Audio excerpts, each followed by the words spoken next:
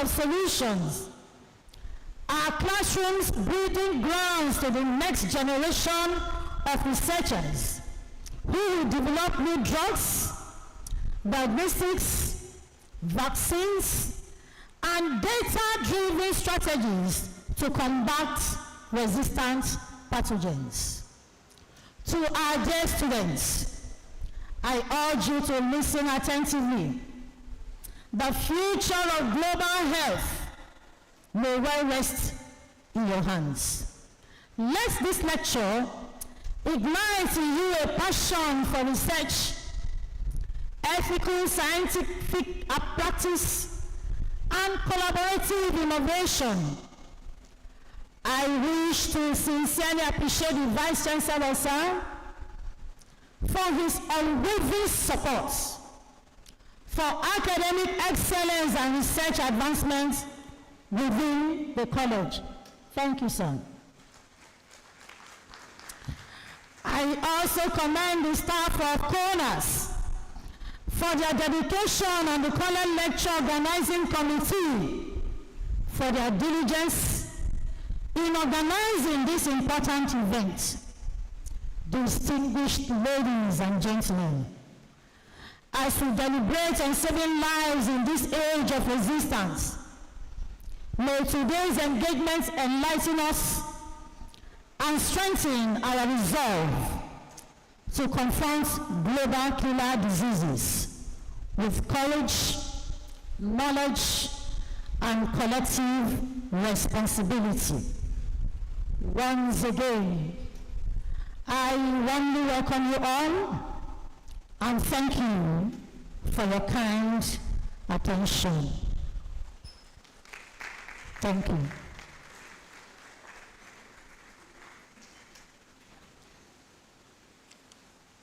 Ladies and gentlemen, you're once again welcome to this great occasion. Standing on the existing protocol, I wish to invite the Chief Masquerade of Bells University of Technology in the person of our Vice Chancellor as he steps forward to give us his opening remarks. Let's put our hands together for Professor Jeremiah Oludele Ojediran. Thank you very much, sir.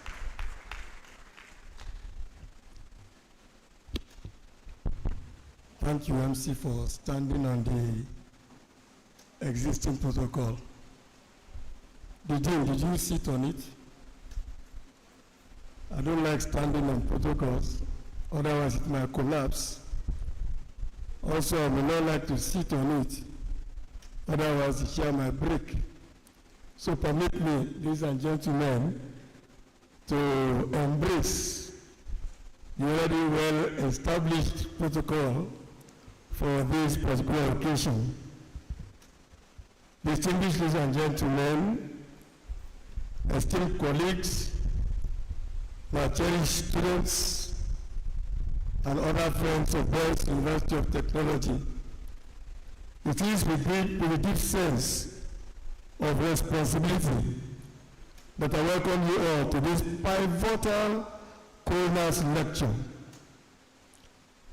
Today we gather under a theme that touches every facet of health, science, and the society, saving lives in an age of resistance, antimicrobial resistance, one known as AMR, and the battle against global killer disease. Antimicrobial resistance is no longer a distant or theoretical threat. It is an urgent reality already shaping clinical outcomes, health policies, agricultural policies, and the very foundation of our health systems. As an institution grounded in the natural and applied sciences, Bells University of Technology stands at the intersection of discovery and applications. We are committed to training the next generation of scientists, engineers, health professionals, and policymakers while advancing research that transcends the laboratories, transforming knowledge into diagnostics, therapies, and practices that protect communities. Today, we reaffirm our commitment to a One Health approach, recognizing that human health is inseparably linked to animal health and the entire environment. Ladies and gentlemen, to turn the tide against antimicrobial resistance, we must act across multiple frontiers, such as surveillance and data-driven decision-making, antimicrobial stewardship, research and innovation, infection prevention and control, education and public engagement, collaboration and partnership. AMR cannot be conquered by a single entity. We have to deepen alliances with government agencies, industry partners, international organizations, and civil societies. Ladies and gentlemen, at Bells University, we will strengthen interdisciplinary programs that fuse biomedical science, data analytics, engineering, policy, and ethics. I therefore invite every researcher and student to seek collaboration across disciplines, institutions, and borders. We must cultivate a culture of scientific integrity, mentorship, and community engagement that translates knowledge into action. Distinguished ladies and gentlemen, we must ensure that innovation reaches those in great need, that policy protects vulnerable groups, and that our research respects human rights, privacy, and local context. Let Bells University of Technology be remembered as a hub where curiosity meets compassion, where scientific excellence aligns with societal impact, where the next generation is equipped not only to understand AMR, but to lead its solutions. Let me at this juncture invite all present to engage deeply, participate in discussions, challenge assumptions, share data responsibly, mentor all the students here present, and translate insights into policies and practices that safeguard health. Let us commit ourselves to a future where effective antimicrobial remains available, health systems are resilient, and lives are saved through science, solidarity, and sustained actions. At this juncture, let me welcome warmly our special guest of today, Professor Stella Smith, the Director of Research, Molecular Biology and Biotechnology in the Nigerian Institute of Medical Research, MINR, from Yaba in Lagos State. Thank you, ma, for being here in person to develop and to deliver the lecture of today. We appreciate you. Let me also at this juncture welcome her and her better half also known as Sam Loco Smith. Thank you for being here, the husband of our professor. Once again, thank you all. And may this gathering propel all of us forward towards transformative progress in the global fight against antimicrobial resistance. I welcome every one of you to the 19th College of Natural and Applied Sciences Coroner's Lecture at Bells University of Technology, Ottawa. We are only the best. It's good for Bells. Thank you and welcome.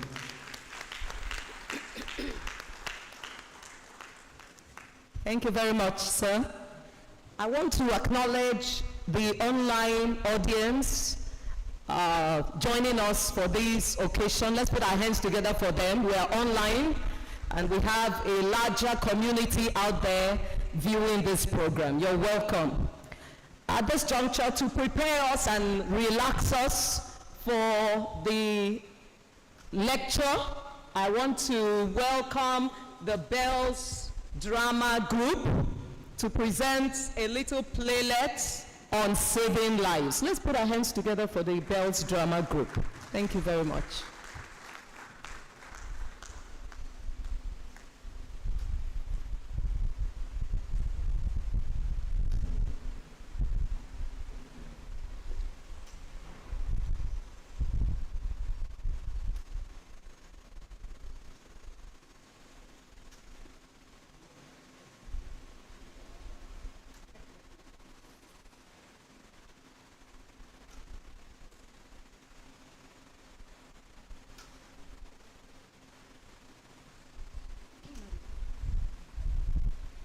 Babe, how far?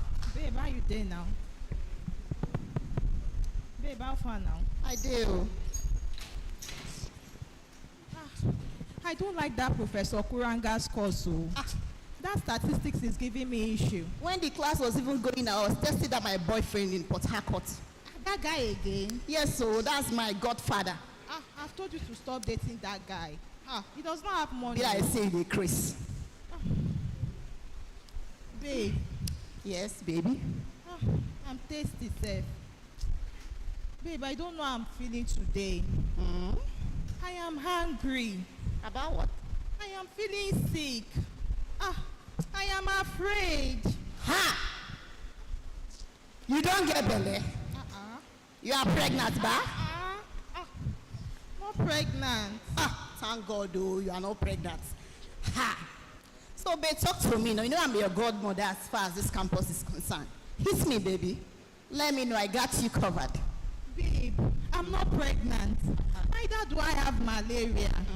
Hey, I think I've contacted the disease. Infecting me? I've contacted an infection. From where? How? When? It's cro-cro. Have you not been using that our code? I've been using That Amoxi code? Yes. Are you sure you have been using it? Yes, I've been using that code. Even when my guy does not want to protect himself, I've been protecting my own future. See, this thing, that Amoxi, I've been using it since I was in JS2. You know the answer. So tell me, what happened? I've been using it. You know use and where? Just like you taught me. You said we should be using it twice after we are done. Okay. Okay, babe. Let's go to Mr. Chinedu, the chemist man at the junction. With this time around, we are going to double or even triple the dose. He go kill her, kata. Antibiotics again. What there? Now me they talk this thing. Experience, 20 years experience. 20 years experience. Get us, my friend. Let's go. Let's go, I'm tired.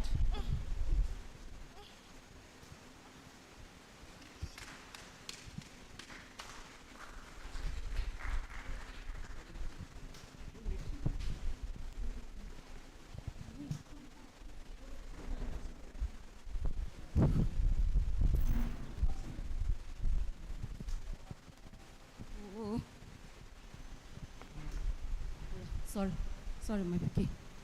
Sorry. Take it easy. Yeah. Oh, God help me, oh. Yeah.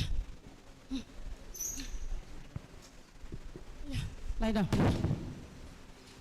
Lie down. Put your legs. Hello? Hello. Manager. I'm going to send the money to my account in there. Oh, my current account, send it there, all of God them. help me, oh. Dalu, that is it. Dalu. Well done, my dear. Send it, all of It's them. very hot. It must be complete. Oh, God thank help you. me, oh. My dear, what is happening here again? Junior is still not feeling fine. Ah, I vomited everything he ate this morning. Chineke me. His body is Junior. very hot. He's complaining of cold. Please, darling, let's take him to the hospital. Please, let's take this boy to the hospital. Junior, will you go to the hospital? Go to the hospital to take injection.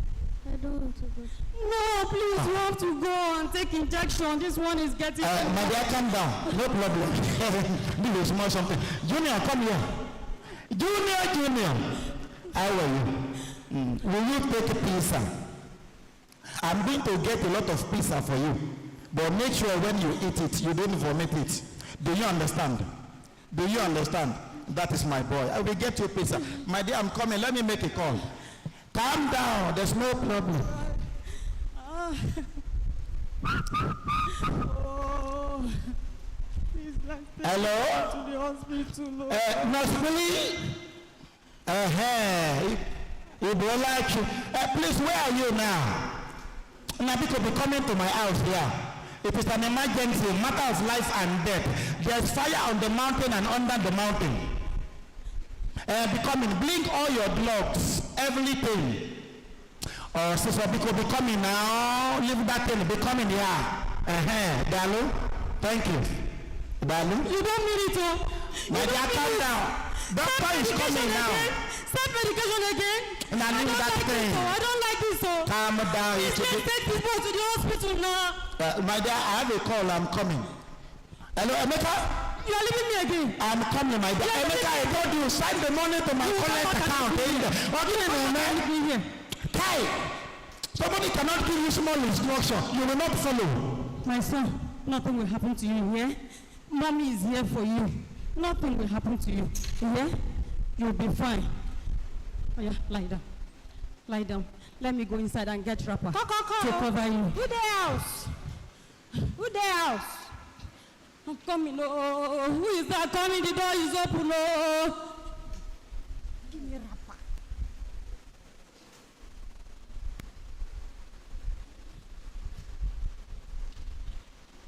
Who is there coming? The door is open. Oh yeah, it's your legs. Well done, no. Madam, what happened? Your husband called me. What happened? Nurse Eliza, so is he? Yes. Please, can you help me to beg my husband to take this boy to the hospital? What he needs now is doctor's attention, not this your drug. Please, help me and help my son. Madam, relax. Please take him to the Let hospital. me examine Junior. Eh? Here. Oh.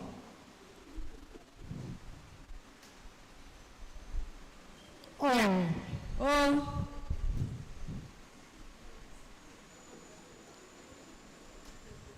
Yes. Oh. Here. Yes. Yes. I said it. Madam, no worry. I will treat your son. Okay. Don't waste your money. You don't have to take him to the hospital. Now, infection fever, they worry. Infection fever. Infection what? Infection fever. Now, they worry. Which one is infection fever? Don't worry. I will treat your son. Now, don't have to take him to the hospital. Don't waste your money. Okay. Now, the drug where they go give her for hospital, now I go give her. Don't worry. Okay, I now. will treat him. All right. Yeah. I got this. Don't worry. Hey. Mamo. Junior. Chimo. Hey. Chineke. Chimo. Chineke. Yes. Madam, come. Move closer. Here are the drugs. Yes. You will give him this one. 3 this evening. 2 tomorrow morning. You are going to give him this one. 2 every day till it finishes. Then this. 2 for 3 days. Everything. For 3 days. After 2 days, he go don piss all the yama comot for him body. Okay now. Yes, don't worry. So, Oh, appointment oh. again. Appointment. The appointment. Madam, Uh-huh. no worry. Yeah. I will have to go now. But in case there is any emergency, just call me. I have to go now. Oh, excuse me. My bag. Yeah. Oh, Marcelisa. Don't forget to tell your husband to call me. Oh. Don't forget to call me for my money. Appointment. I have to get down. Don't forget to tell your husband to call me. Appointment will call you dear. Junior, please, you have to manage. Manage. We shall manage to take the drug. I pray it works. Let's go inside, eh? I will go and prepare you something to eat so that you can take the drug. I pray it works. Now, promise me that you will eat everything. Junior, get up. Promise me you will eat everything and you will not vomit anyone. Sure, you will eat. You will eat, right? Will you eat? Answer me. You will eat. That's my boy. Oh yeah, let's go inside. Oh yeah. Help me. Oh yeah.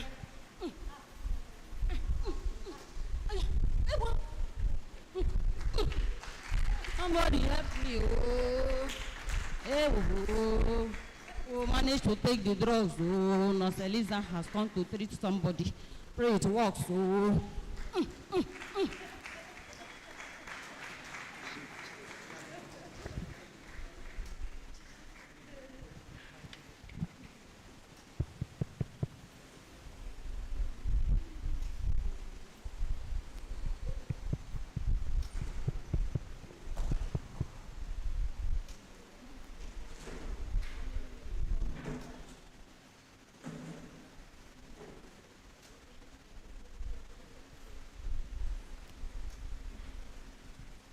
Hello, Bola Tito. Hello, Bola. Why this girl they call me like this? Where are you? I be your placenta dey with me. Am I holding your kidney? What's the problem? That thing they scratch me. Oh, it they scratch. You still scratching? I still they scratch. After the fact that we tripled the dose. This your branch no be here. Oh. Now spiritual problem can't join this one. Oh. Because I've been using this thing since I was in JS2. Once I do like this, I collect. You say now Banjo, Tito, you are possessed. for your mouth. No be you teach me all this waka. No be you encourage me. Say make I dey use amoxicillin every time we are done. No be you encourage me. You are who? Me and you. So now, you are now blaming it upon me. Yes. Am I the one that told you to be sleeping around? You've been sleeping around on campus now. Have you ever seen me itching? Okay. Carry your cross by yourself, or your lower. If I hear you call my name again, Bola, beg now. Carry your cross. Bola, help me. I dey crash. This cocoa is too much. Bola, kill you. I beg now. If I hear my name for your mouth, carry your cross. What have I gotten myself into? Get out. Why did I follow her instruction? God help me. Oh, it dey scratch me. Yeah. It dey scratch. Oh, yeah.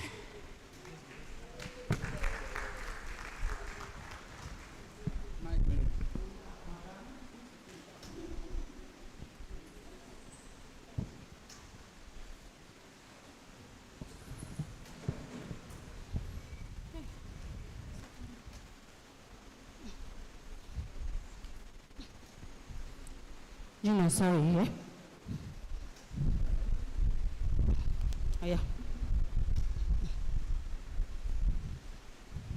Sorry.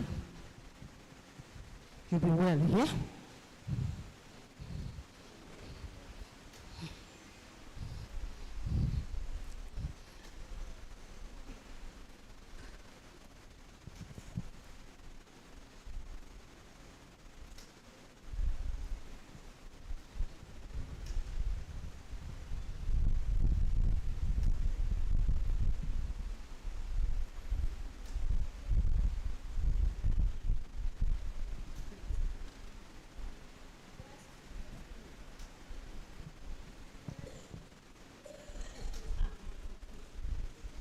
Wait.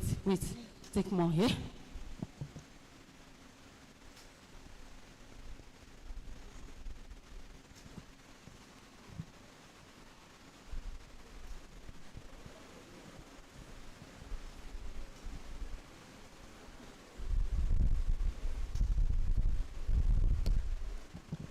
Don't vomit it, oh.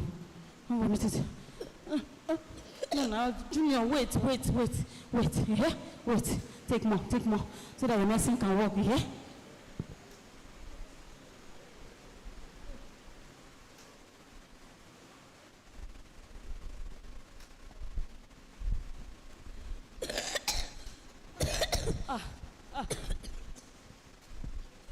Junior, what is that now? Junior,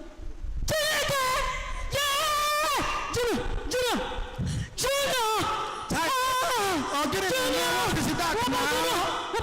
Junior, open your eyes. Junior, What is it? What is happening here? Junior, his eyes is What? Stand up, madam. please, take him to the hospital. Hospital. Jesus, Hospital, that's what I've been saying, it's a lie.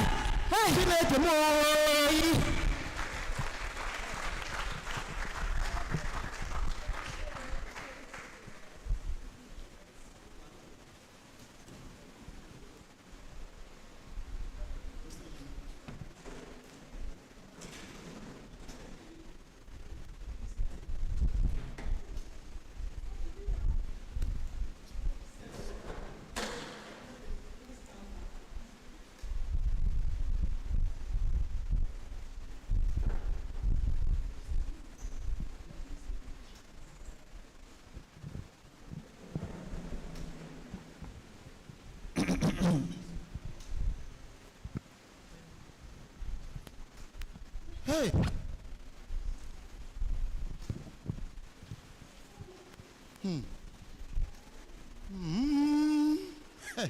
Hey. Junior, woman, calm down. Togene, calm down. All will be well. Woman, calm down. What is this? Sit down. Your blood is hot. Sit down.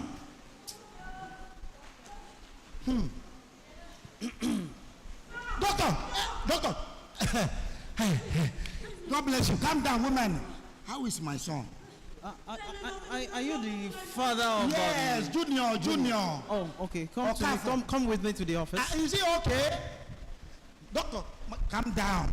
You are shaking too much. Calm down. Sit Have down. your seat. Hey, Please have your seat. hey. Sit. Hey, Madam, just calm down, please. Calm down, don't please. mind that. How is our son, doctor? Can we see him now? Well, thanks to our emergency team, they were able to take care of the boy before Thank you, the Jesus. situation become worse. Eh? Please hold on. Let me scribble something down, please. Doctor. Okay, yeah. He has been stabilized, and but you cannot see him now. Why? Now why? He has actually been transferred to our ICU, that is intensive care unit. For what? Okay, care. Yes, so Unit. you cannot see him now until we perform the surgery on him. Yes. Surgery. Yes. Operation. Yes. Because madam, down. calm down, please. The kidney of that boy has been badly damaged because of excessive abuse of drugs that you have given to him. So The Lord. we need to actually perform a surgery on him. And sir, have you made any payments to We our have cashier? not made any payment. You need to make some payments, and after that we'll be able to Deposit, right? yes. Calm Please. down, woman. Now, what is this? Yeah, this. Doctor, your attention is needed, please. Urgent, we have emergency. I will come in, please. I'm coming right away. Doctor, is that our son? Doctor, is he Junior? Please hold on, I'm coming. Hey, come. Calm down. Hey.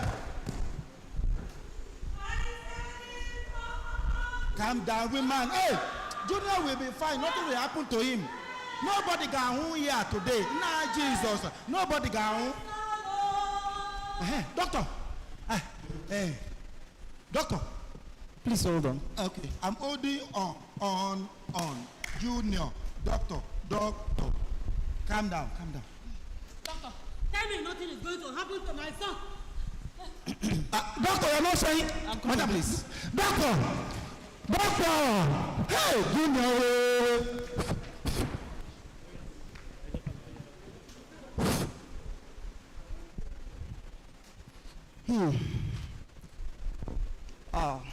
Good afternoon. The play we just watched is titled Saving Lives. And you can all reason with me that most of us, we indulge in self-medications.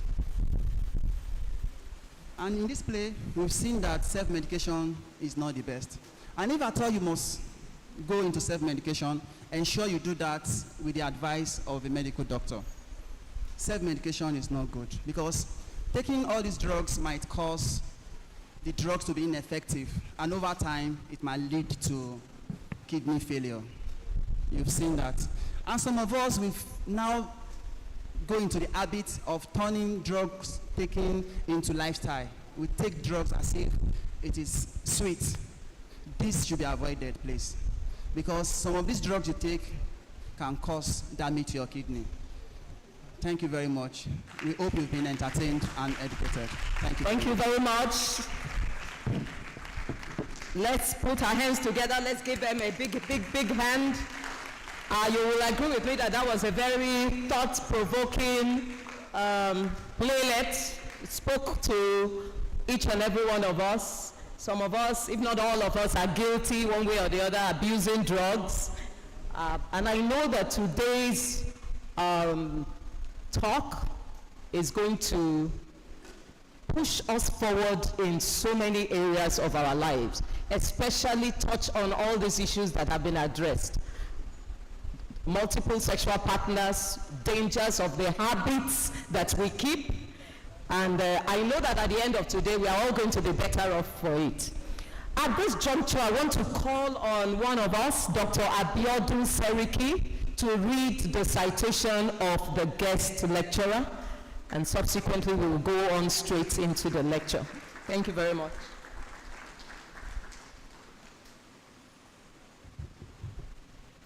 The Vice Chancellor, sir, distinguished principal officers, all deans, directors, head of department, professors, readers, invited guests present, respected colleagues, ladies and gentlemen. It is my honor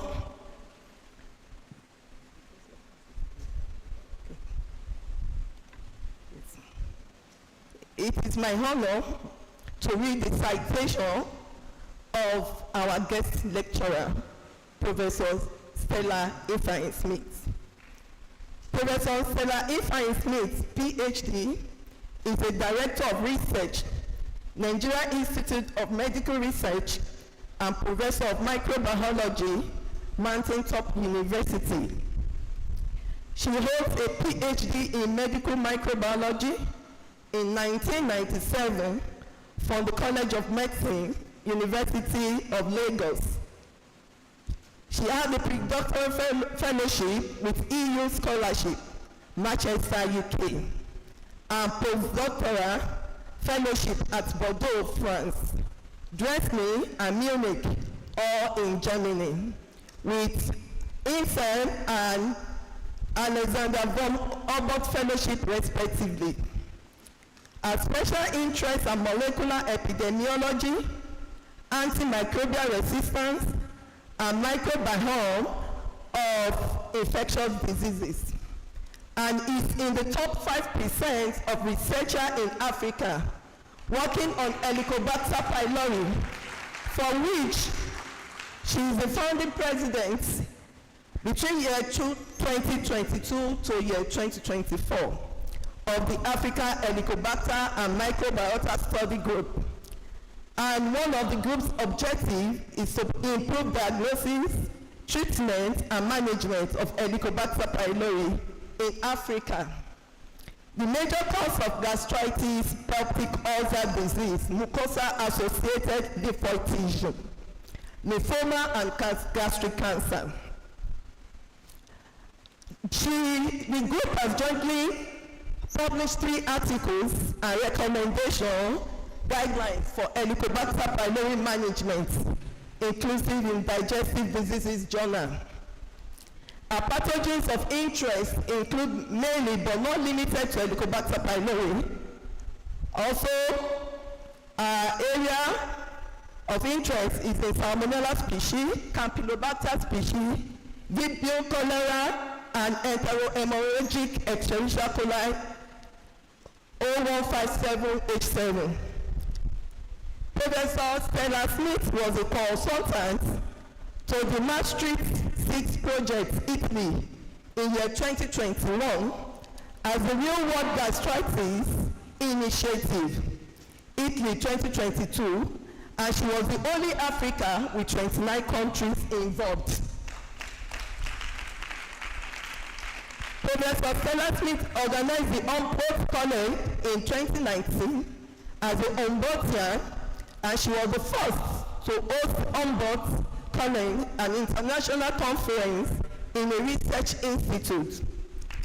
She was subcommittee member, review of national science, technology, and innovation policy in 2011, and co-chair of the Foodborne Disease Genomic Surveillance Network 2023 to 2024, an initiative of African CDC, and the group is preparing roadmap for disease surveillance in Africa. She has over 50 attendances in international conferences as speaker and for poster presentations. Professor Stella Smith was listed among the list of 10 Nigerian women pulling their weight in science by the Leadership newspaper in year 2017, and she was among the 16 prominent Nigerian women that excel in science and research by silverboardtv.com, and was the chair of the panel session on Women in Science, Career Perspective for Junior Scientists in Entebbe, Uganda. Professor Smith was invited as one of the 2 Africans to be a member of the IARC WHO meeting on population-based Helicobacter pylori, screen and treat for gastric cancer prevention, guidance on the implementation of strategies from 17 to 19 February 2025 at Lyon, France. She has 120 international and local grants, both research equipment and book awards, including the Dutch Fortune Gemeinschaft Foundation and the International Foundation for Sciences, IFS grants. In terms of capacity building, she has held molecular biology hands-on training workshops for over 700 participants for all over Nigeria, as well as for 400 level students of the Department of Biological Sciences and Biochemistry of the Mountaintop University, where she is an adjunct lecturer. She is a member and reviewer of the African German Network of Excellence in Science. As part of her editorial activities, she was editorial board member of World Journal of Gastroenterology between year 2014 to 2018. Journal of Public Health and Epidemiology 2010 to 2014. Editor Journal of Molecular Biology and Techniques 2016. Special issue editor of the journal Antibiotics 2022 to 2023 with the topic Antibiotic Resistance and Therapy for All Helicobacter pylori Infection, and the special issue editor of the journal Microorganisms 2023 to 2024 with the topic Advances in Campylobacter, Molecular Epidemiology, Virulence Factors, Immune Response, and Drug Resistance, and an associate editor of Digestive Diseases 2025 to date. She is a reviewer to several international journals, and she has been called upon as a reviewer most often in the area of Helicobacter pylori studies. She was a recipient of the 19th edition of the Who is Who in the World, and a member of the National Technical Working Group on Antimicrobial Resistance, as well as the chairperson of the NIMA Antimicrobial Resistance Committee, and she's the past chairperson of the Emergency Preparedness Response Research Group. She's a member of several international organizations. She was the immediate past chairperson of the Institutional Biorisk Management Committee of the Nigeria Institute of Medical Research. She has been a supervisor and co-supervisor to several BSc, MSc, and 18 PhD students, both nationally and internationally. She is also an external examiner to several masters and PhD students, both nationally and internationally. She has also been an external assessor to several professorial chairs internationally. She has also been involved in mentor-mentee programs, training and advising junior faculties on their career. She was awarded the Sun Newspaper Public Service Personnel in year 2025 on the 31st of January 2026. She is a fellow of the Nigerian Academy of Science, African Academy of Sciences, Academy of Medical Sciences of Nigeria, International Federation of Biosafety, Association Certified on Biorisk Management, and corresponding fellow of the European Helicobacter and Microbiota Group Study Group. She has 230 peer-reviewed publications to her credit. I would like to mention that Professor Stella Smith was my PhD supervisor. She was also the PhD supervisor to Dr. Felix Alao, the head of the Department of Biological Sciences. Through our professional collaboration, I was opportune to undertake part of my research work in Munich, Germany, under the supported program of the Dutch Virtue German Foundation in year 2013. The Vice Chancellor, sir, ladies and gentlemen, I hereby present to you our distinguished guest lecturer of today, Professor Stella Smith.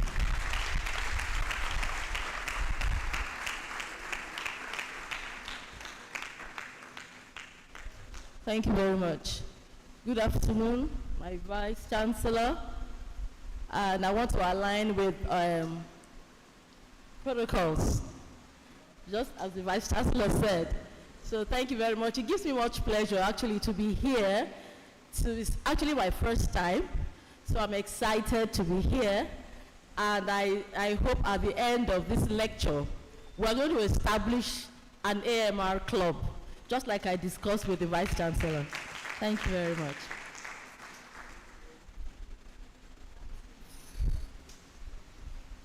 Can I have my presentation, please?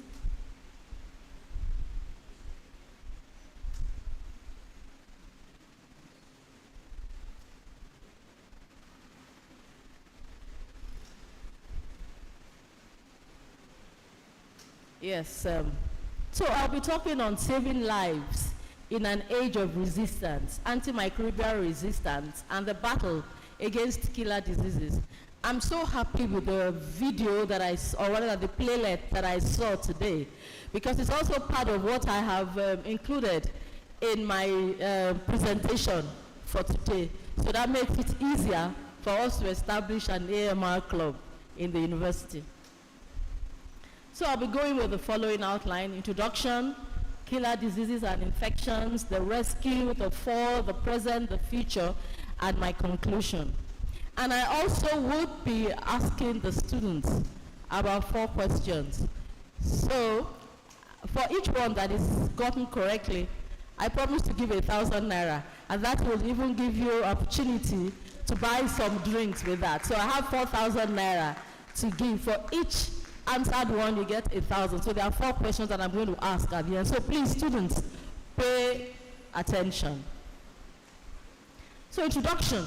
Prior to the onset of the COVID-19 pandemic, the WHO recognized AMR as one of the top 10 most urgent health threats. And it occurs when we say antimicrobial resistance, we're not referring to just bacterium. So we say when bacteria, fungi, parasites, and viruses no longer respond to medicines over time, making infections harder to treat and increasing the risk of disease spread, severe illness, and death. Just like you saw what happened in the platelet. So there's increased risk of disease spread, severe illness, and sometimes death. So it claims the life of over 700,000 people annually, and a particular report in 2019 alone associated bacterial AMR with 4.95 million deaths globally. And of these, 80% of the escape pathogens were attributed to 1.27 million deaths. Escape pathogens are referring to the Enterobacter, the Staphylococcus, the Klebsiella, Acinetobacter, Baumannii, Pseudomonas, and Enterobacter species. So it was also estimated, for all these things, there are always some economic impact in all these things in terms of purchase of drugs, long hospital stays, the treatment, and all that. So they are always attached, they have some economic impact. So it's been projected that by 2015, the economic impact will be over $100 trillion. So with the discovery of antibiotic, it has indeed been a transformative discovery in medicine, with a significant reduction in morbidity and mortality. So prior to the discovery of antibiotics, infectious diseases were among the leading causes of death until 1928, when Professor Alexander Fleming, a professor of bacteriology, discovered penicillin. And in that actually triggered off the era of antibiotics, where you have what is called the golden era of antibiotics. So they have been used to cure a lot of bacterial infections. Remember I said antibiotics. They have been used to cure a lot of bacterial infections, more than 70 years. And so because of that, they could be considered a blessing. But then we had the emergence of antibiotic resistance. And that has, been reported to kill a lot of more people than cancers and road accidents combined. So they could be considered silent killers. So this figure shows deaths attributed to AMR per year compared to other major causes of death. So the AMR projected in 2050 is about 10 million. Sorry, it's so tiny from here. So, but cancers are projected to be like 8.3, and road accidents about 1.2. So combined with those two, they are much less than AMR on its own, as projected for 2015. So I'll be talking on killer diseases and infections. I'm going to be brief about this because I'm going to go mainly to the juice of the matter. So significant infectious diseases have had significant impact on shaping the society and culture throughout human history. We've had major epidemics and pandemics, like the bubonic plague. Before the discovery of antibiotics, bubonic plague caused by Yersinia pestis and carried by a flea, an insect, actually caused 50 million deaths. That was prior to the discovery of antibiotics.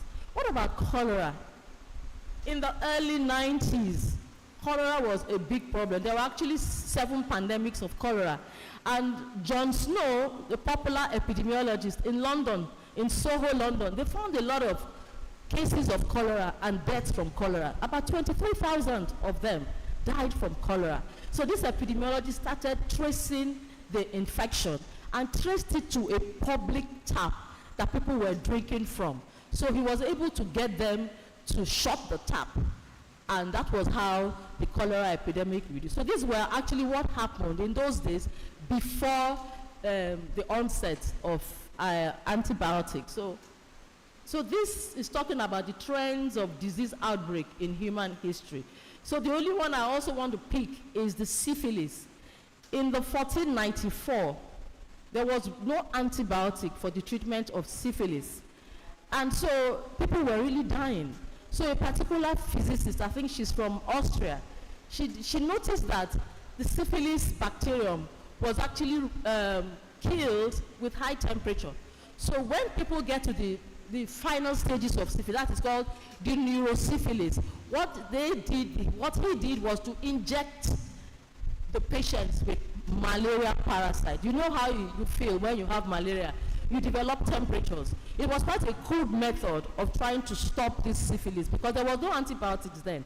So when these people got the malaria parasite and developed fever, they were able to get rid of the syphilis, and then they will now come back and treat those patients for malaria. So that was how it was in those days before the onset of antibiotics. So there have been observed what you call the emergence and re-emergence of infectious diseases. And of course, these ones come, you know, without warning. And some of them you have warning. I'm not going to dwell much on this, but it's just, this table is just for us to have an idea of what we call the diseases that we call emerging and re-emerging. So re-emerging are those ones that were there and they are still coming back, still reoccurring. So those are the re-emerging diseases. So what are the factors that precipitate this occurrence and transmission? It's quite tiny. So maybe I'll look from here.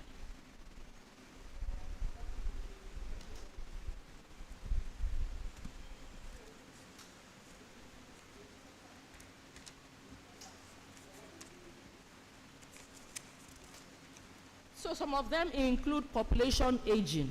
Of course, you know that the older you become, the more prone you are to, because your immunity is waning. So, of course, old age is one of them. Overpopulation is also one of them. You have antimicrobial resistance in humans and livestock. I'm not going to be talking about this because I have a section that I've put for that, because that's the major issues we have in terms of antimicrobial resistance worldwide. And we have wildlife. Remember when we had Lassa fever outbreak that many people got to know. We were told, oh, keep off this wild animal, mastomys, the rat. So those are some of the things. People go to the bush, get these wild animals, and they just kill them and, you know, roast them and eat.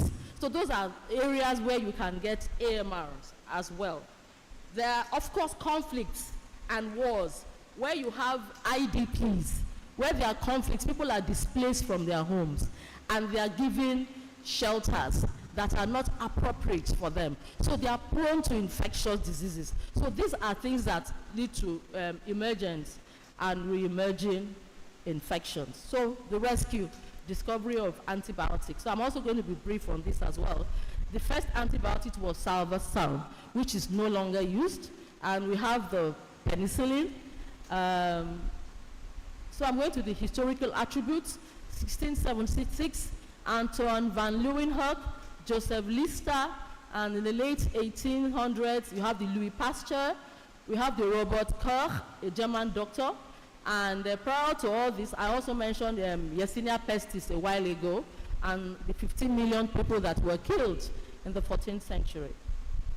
So this one, which I'm not also going to dwell on, is talking about how you get all these antibiotics from natural sources, from the soil, from the water, the ocean, so different sources where you can get antibiotics. So I'm not going to dwell on this because we really want to move on the causes. So what have been the gains of the discovery of antibiotics? There's been significant reduction in morbidity and mortality. I mentioned the issue of syphilis and how they used to treat syphilis at the 4th stage.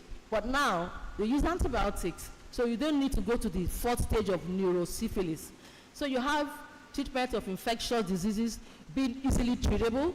You have increased survival rates. So people that would probably have died from syphilis or malaria they are there well, I won't mention malaria here because it's an antibiotic. So people that have died from syphilis and other bacteria-related infections have had their survival rate increase from 20 to 85% between 1937 and 1964.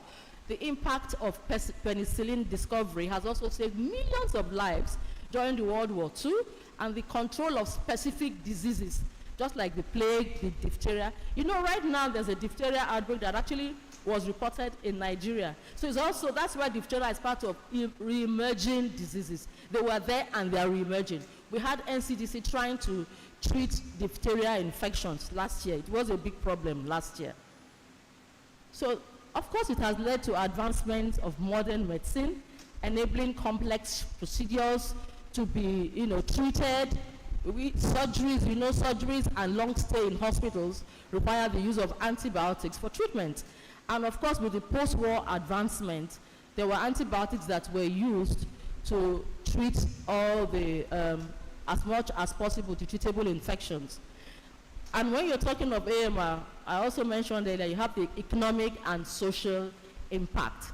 And that has contributed directly to the dramatic increase in global life expectancy. And economic productivity also have saved billions of dollars in potential productivity losses.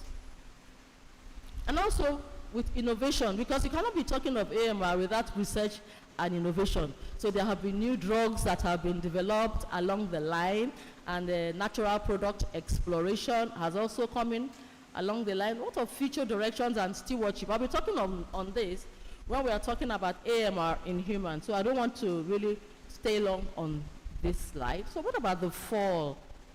So the term antimicrobial resistance is used to describe the ability of bacteria and other microorganisms to resist adverse effects of antimicrobial to which they were formerly susceptible to. So that means that there were antibiotics that could be used, but they developed resistance, so they were no more treatable. So this was first noted in staph, and then strep and gonococci. These are majorly staph and strep are gram-positive, while gonococci is gram-negative. So this was talking about the antimicrobial discovery trend and the emergence of resistance, which I won't dwell long. So what about the mechanisms of resistance? So, well, I'll just talk about two from there. Antibiotics, microbes actually develop what you call efflux pumps. So when the antibiotic comes in, it pumps out the antibiotics. So it's one of the mechanisms of resistance. And another thing, some antibiotics are majorly made to target some regions in the germ.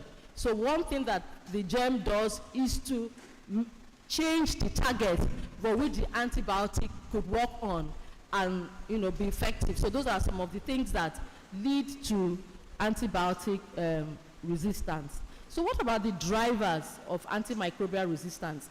Now this is, on the y-axis, you have evidence that factor is contributing to antimicrobial resistance. So on your y-axis, you have the evidence.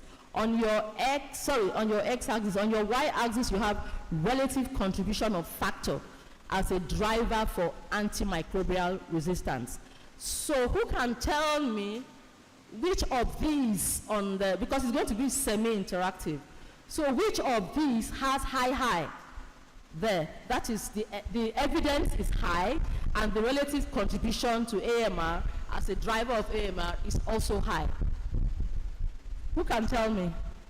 Anybody, students or anybody? So it's interactive, semi-interactive. Yes, please, can I hear you? Yes? I can't hear you. Yes, exactly. So the black and the green represent human antimicrobial misuse or overuse, and the green is antimicrobial, animal antimicrobial misuse or overuse. So you can see that the major issues that we have in terms of AMR are coming from the human and the and the animals. So that is because we have on the x-axis evidence. So those are strong evidences. We have others of course, that are drivers: environmental contamination, healthcare transmission, suboptimal rapid diagnosis. I'm going to be talking about that as well.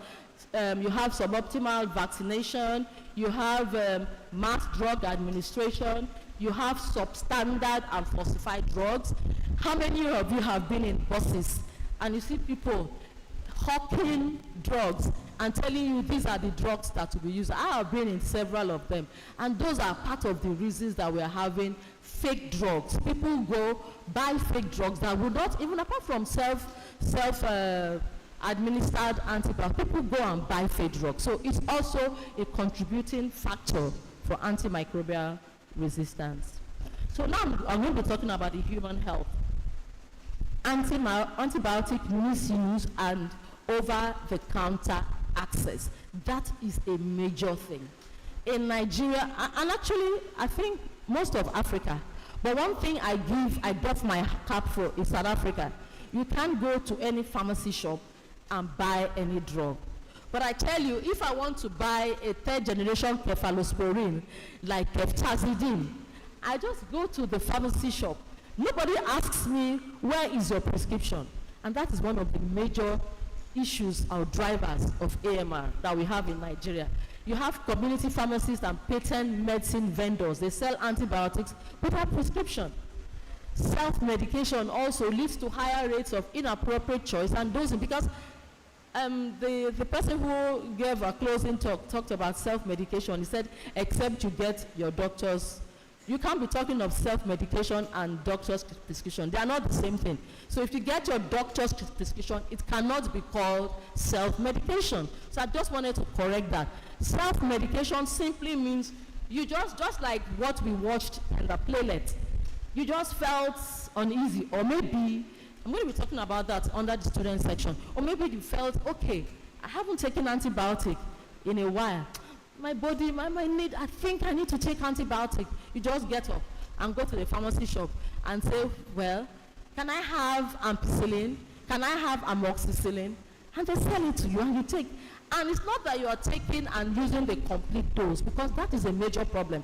I will just digress a bit and talk about H. pylori, the treatment for H. pylori.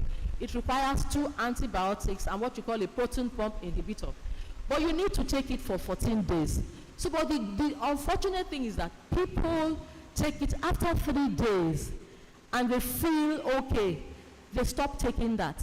And that is what is triggering that antimicrobial. Now you are encouraging the organism to become resistant to that drug. So I'm talking to the student. I'm seeing somebody sleeping. I'm a lecturer, don't forget. Black and white, sit up. Please, we need to pay attention, because this AMR affects everybody, every single person.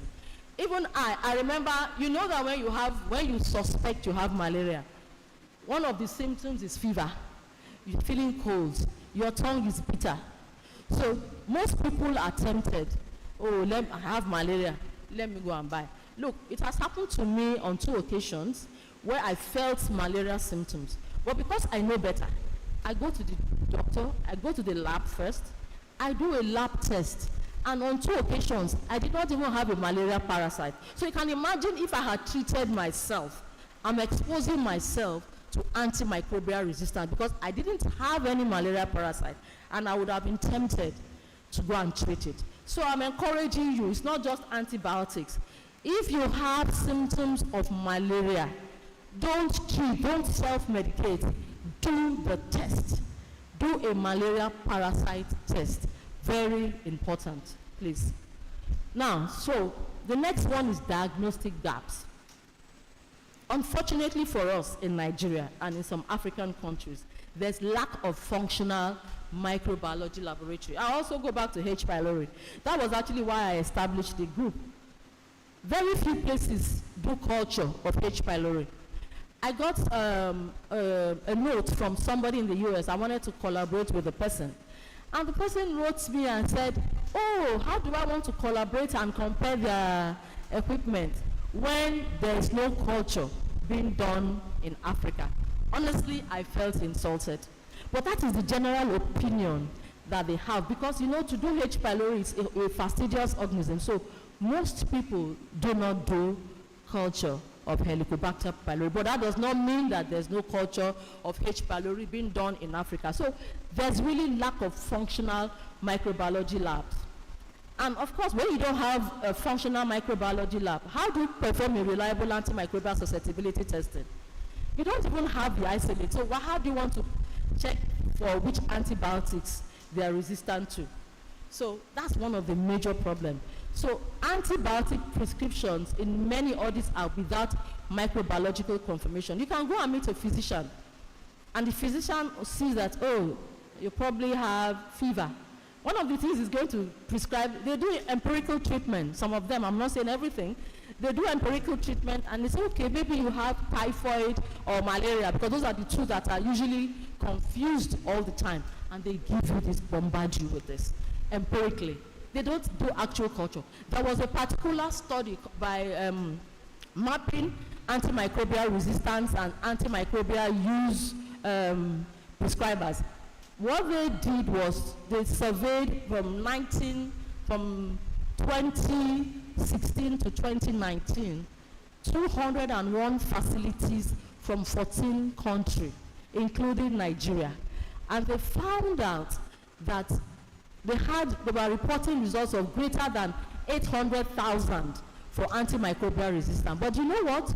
Only 1.3% of them were doing microbiology culture. Only 1.3% of the 201 facilities were doing actual microbiology culture.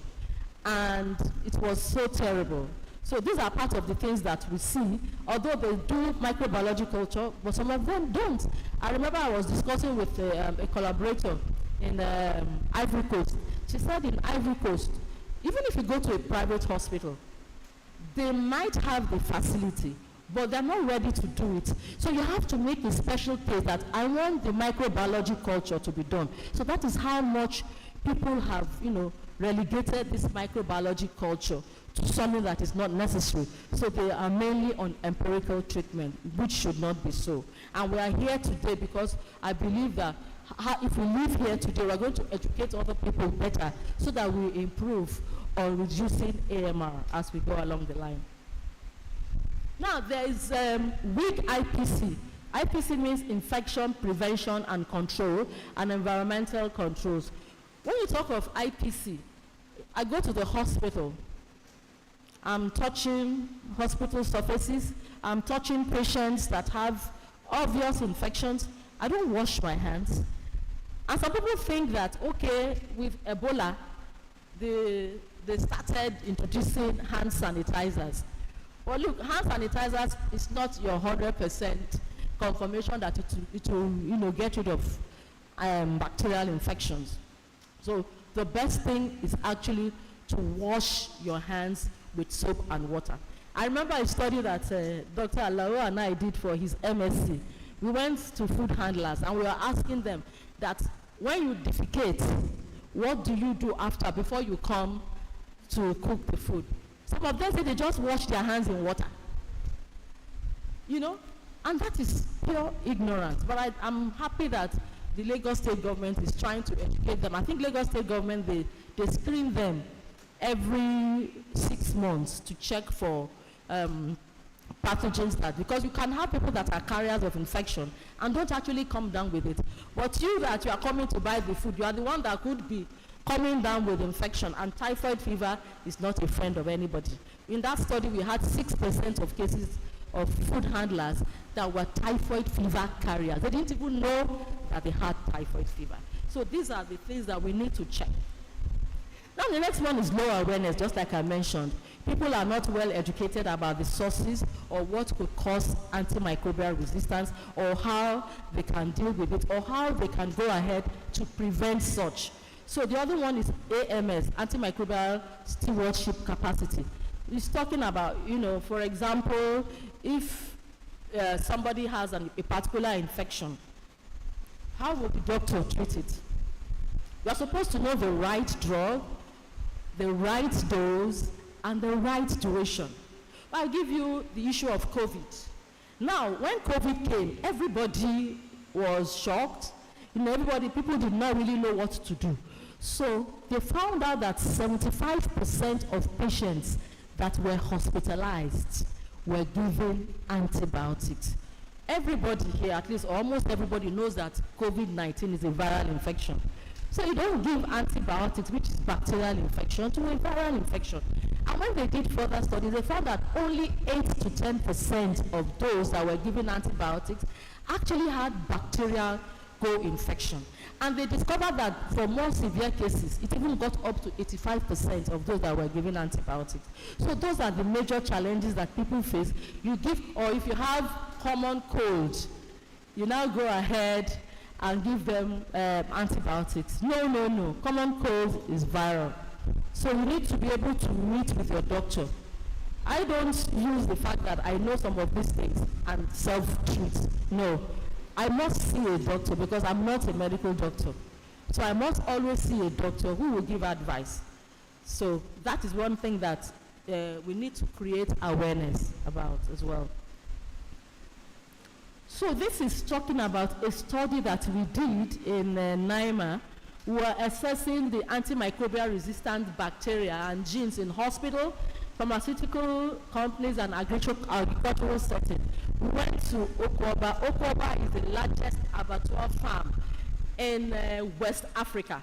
So we got that, and we found out that from wastewater, we actually found antibiotic resistance gene.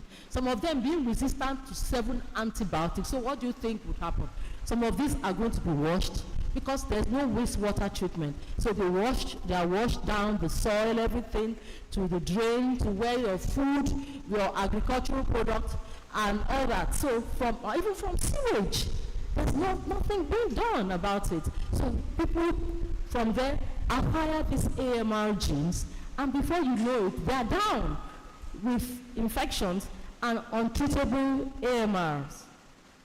So the second one is just to tell you that we worked on irrigated vegetables. These are ready-to-eat vegetables. You know that in our society, we don't really cook vegetables so much, but we found antimicrobial resistance gene, particularly the one that is highly resistant to the 3rd generation cephalosporin, like cefuroxime, ceftazidime. So we found those in irrigated vegetables. So it's very, very important that we do thorough washing of these vegetables as well. And be careful, because some of these farmers, they use manure to kind of give nutrients to the environment. I have a place I kept for AMR and farmers. I don't know if there's a farmer here, but I was told there will be farmers and students.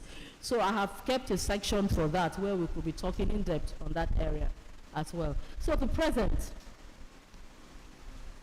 situation, we have drug resistance in bacteria. The MRSA represents methicillin-resistant Staph aureus, CRKP, which is a common AMR organism that is causing a lot of problem worldwide. That is the carbapenem-resistant Klebsiella pneumoniae. And you have the MDR-TB, that is rifampicin-resistant TB. And you have the 3rd generation cephalosporin-resistant E. coli. And I also added my clarithromycin-resistant Helicobacter pylori, because clarithromycin resistance is one of the major antibiotics that is used for treating Helicobacter pylori. And then in terms of malaria parasite, there's drug resistance to artemisinin-based combination therapy. I remember when I tested for malaria parasite, I hate taking drugs. You know, everybody knows that malaria drugs are bitter. So I'm not marketing anyone, but I'm just talking of my personal experience. I took Amatem. It's a soft gel. You know, it's easy for you to take because it's not bitter. But you know, after it all, I was still feeling uncomfortable. And I decided to go back and check. Then it was 1 plot, and I said it was cancer. And the doctor told me that because I still feel the symptoms, I should take another combination.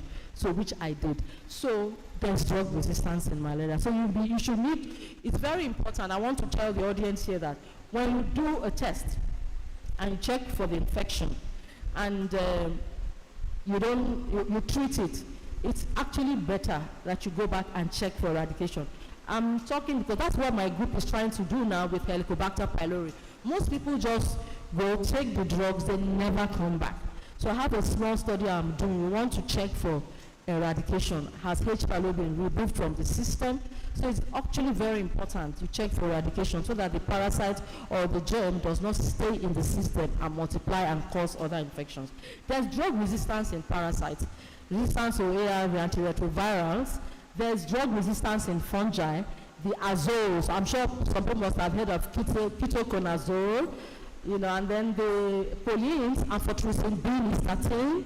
Then you have the echinocandins like the caspofungin.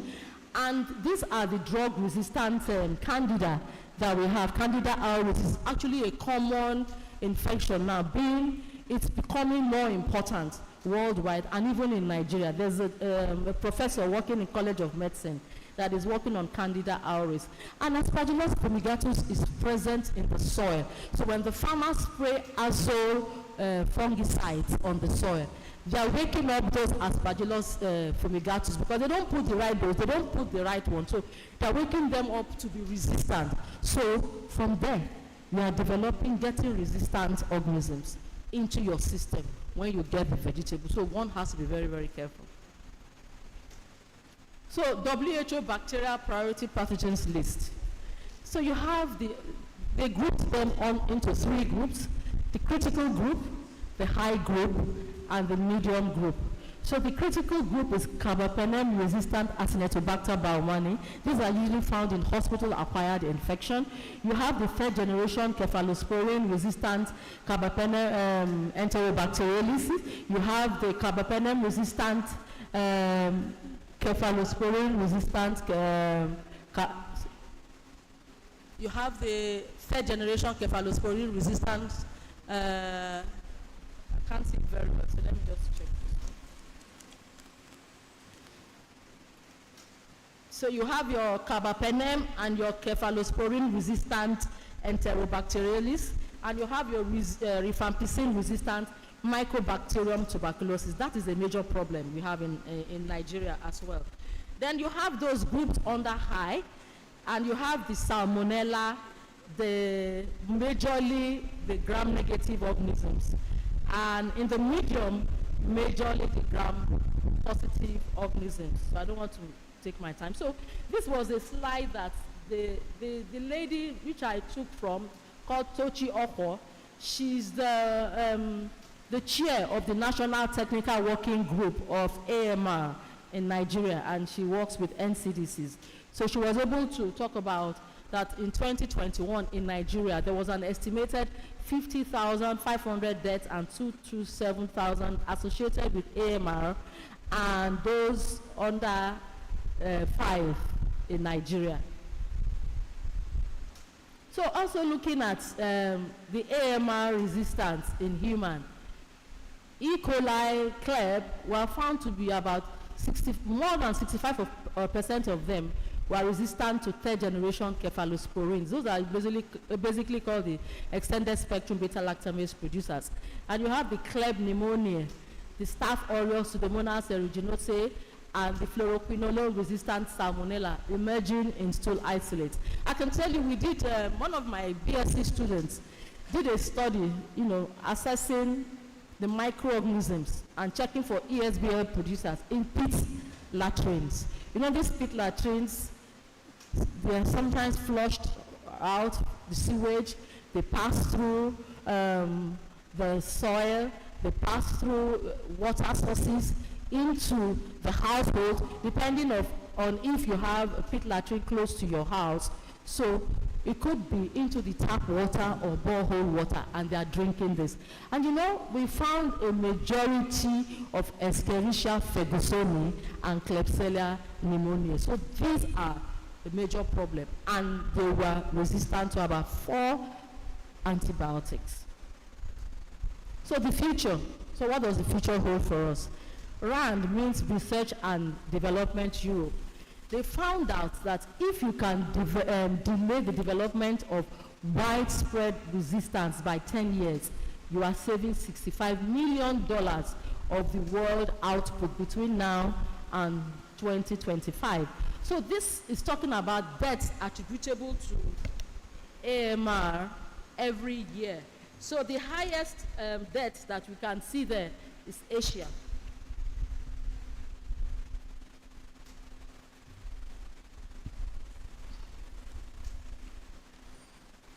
Okay, I don't think I have this. So Asia has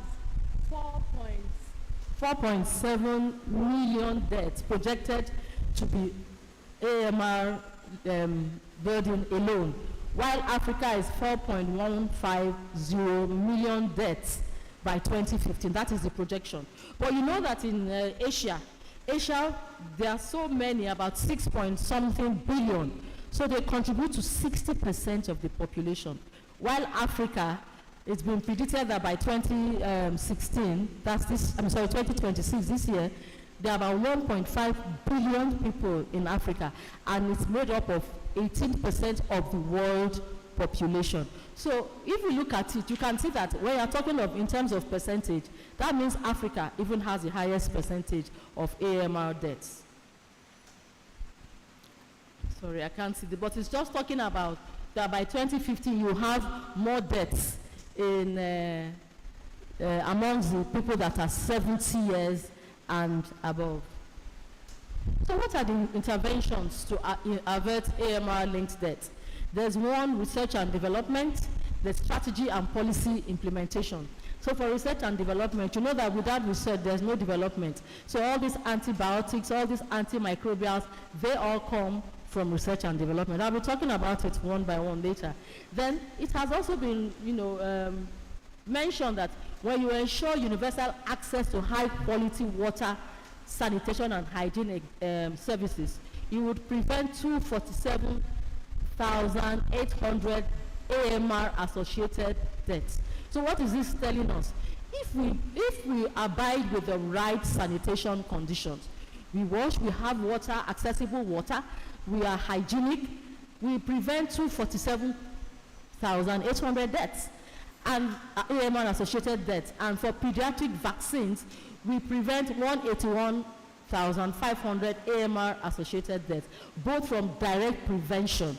So there are ways, so there are actually AMR deaths that need not occur if we had gone through the route of preventable deaths.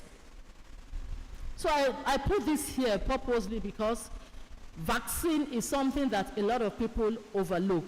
But I can tell you it is very, very important. Vaccine is important in fighting AMR.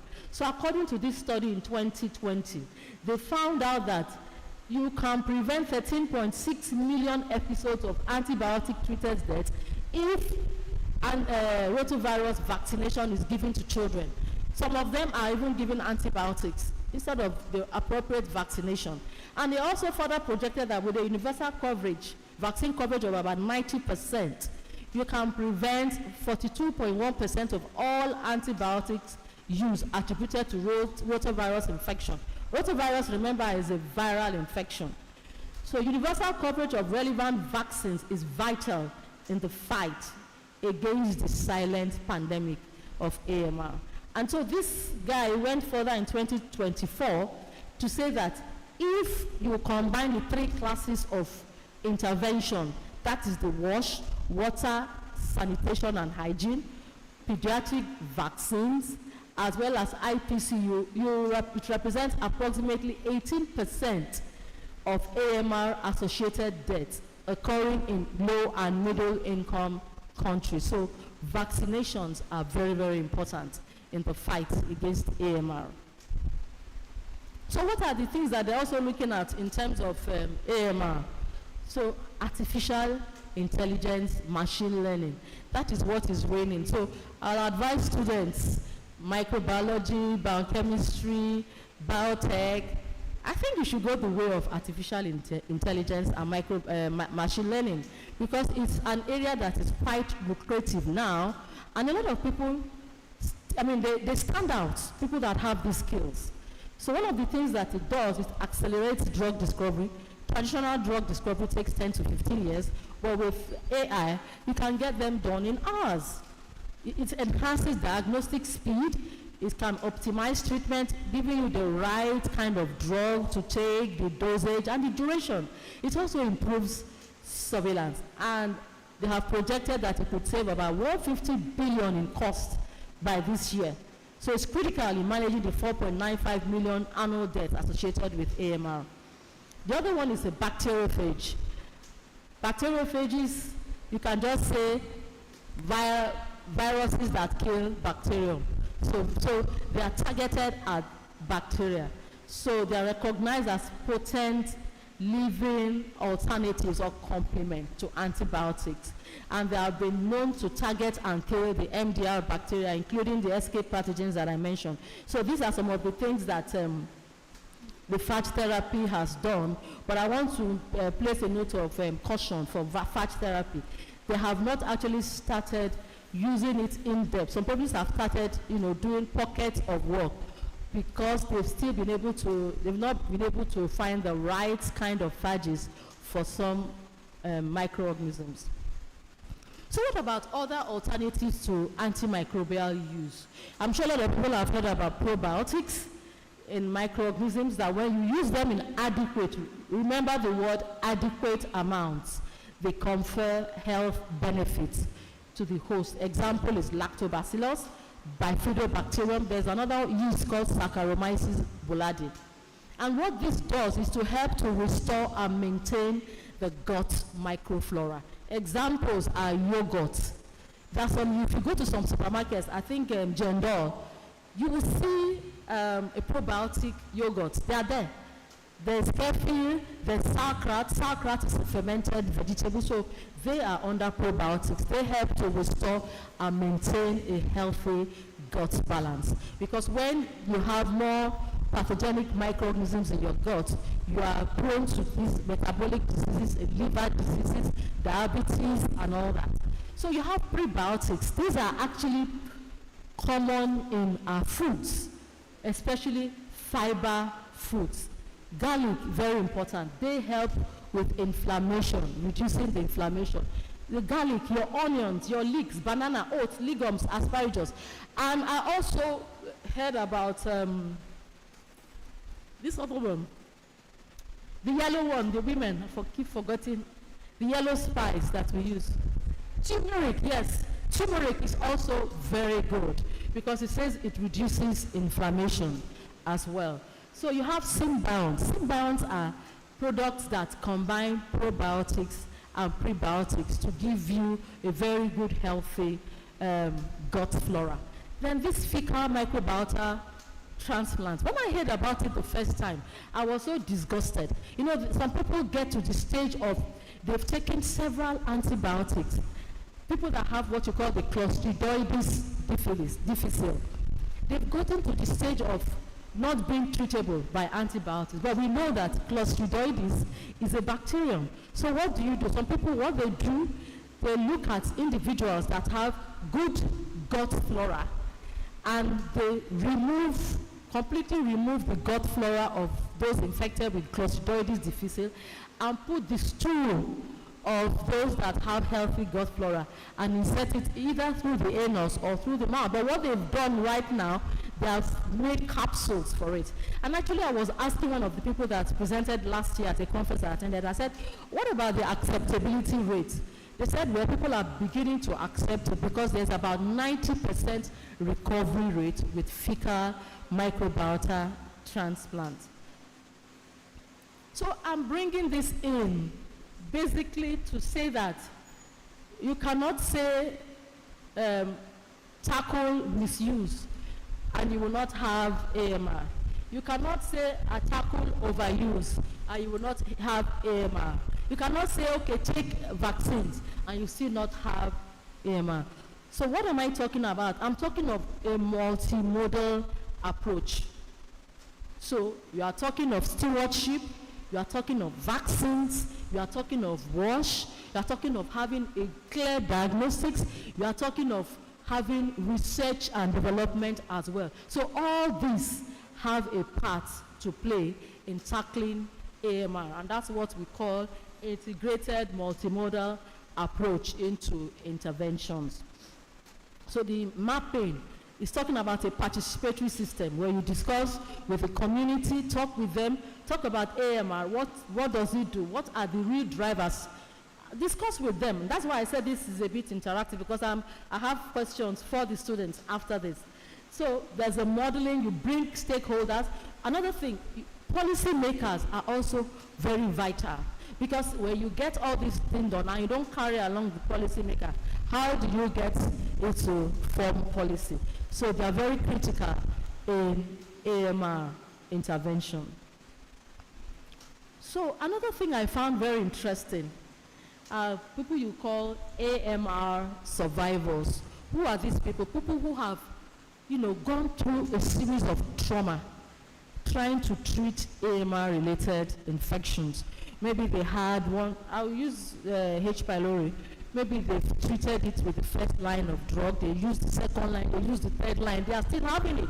So they eventually get treated. So we need to bring in such people to put a human face to all this AMR that we're talking about. Also bring about advocacy, a global action, so as to influence policy, and also get them involved in WHO platform, decision-making processes, because that way it goes out. So those are various areas in which we can talk about, interventions. And WHO in 2023 established a task force on AMR survivors. I can tell you a Nigerian is one of them, and the Nigerian had untreatable urinary tract infection until it was eventually treated. So that person was brought in as part of people who can tell their stories. And even they also added caregivers, because as a caregiver, you could be a mother, you could be a nurse, so they will be able to tell you what these people went through. So they put a human face to this AMR. So it's very important to engage AMR survivors. So AMR and farmers. So I'm going to quickly move on this. So it has been reported that globally from 2000 and 2015, there has been rise in antibiotic use, mostly more in animal and agricultural products than even in human. And they found out that 75% of these antimicrobials globally have been put for animals that are engaged in food. Animals like cow, cattle, pig. So why? Because these farmers think, oh, we need to improve the growth of this our organism to attract people. So they are used for growth promotion. They are used for prophylaxis. That is, oh, we don't want them to get infected. So they just give them any kind of antibiotics. Metaphylaxis is when maybe a particular stock, they are sick, some animals are sick, and they feel, okay, I don't want the others to get sick. So they give all of them the same antibiotic. So they are predisposing these organisms to AMR. And what happens to us that we consume it? I will talk about it in the next slide. So one of the things, and one of the risk factors, because some of them have crowded animals, they are crowded in one place. So it's difficult for you to maintain or inspect or supervise which one is sick or which one is not sick. So I'm going to, yes, this slide is not so clear for me here.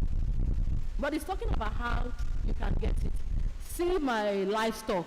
You see the antibiotics given to them. You see the food product. You see the, it's imported. You see guts. You see within the gut, you have what you call animals that transfer this resistance by horizontal genes. So you have your dirty environment, your agriculture, you have your, I can't see very well, you have your pests, you have your vectors. So all these are coming in. So whatever happens from the livestock, it still gets to the human. And the next thing, they land in the hospital, where you are spreading as much disease as possible, and AMR for that matter.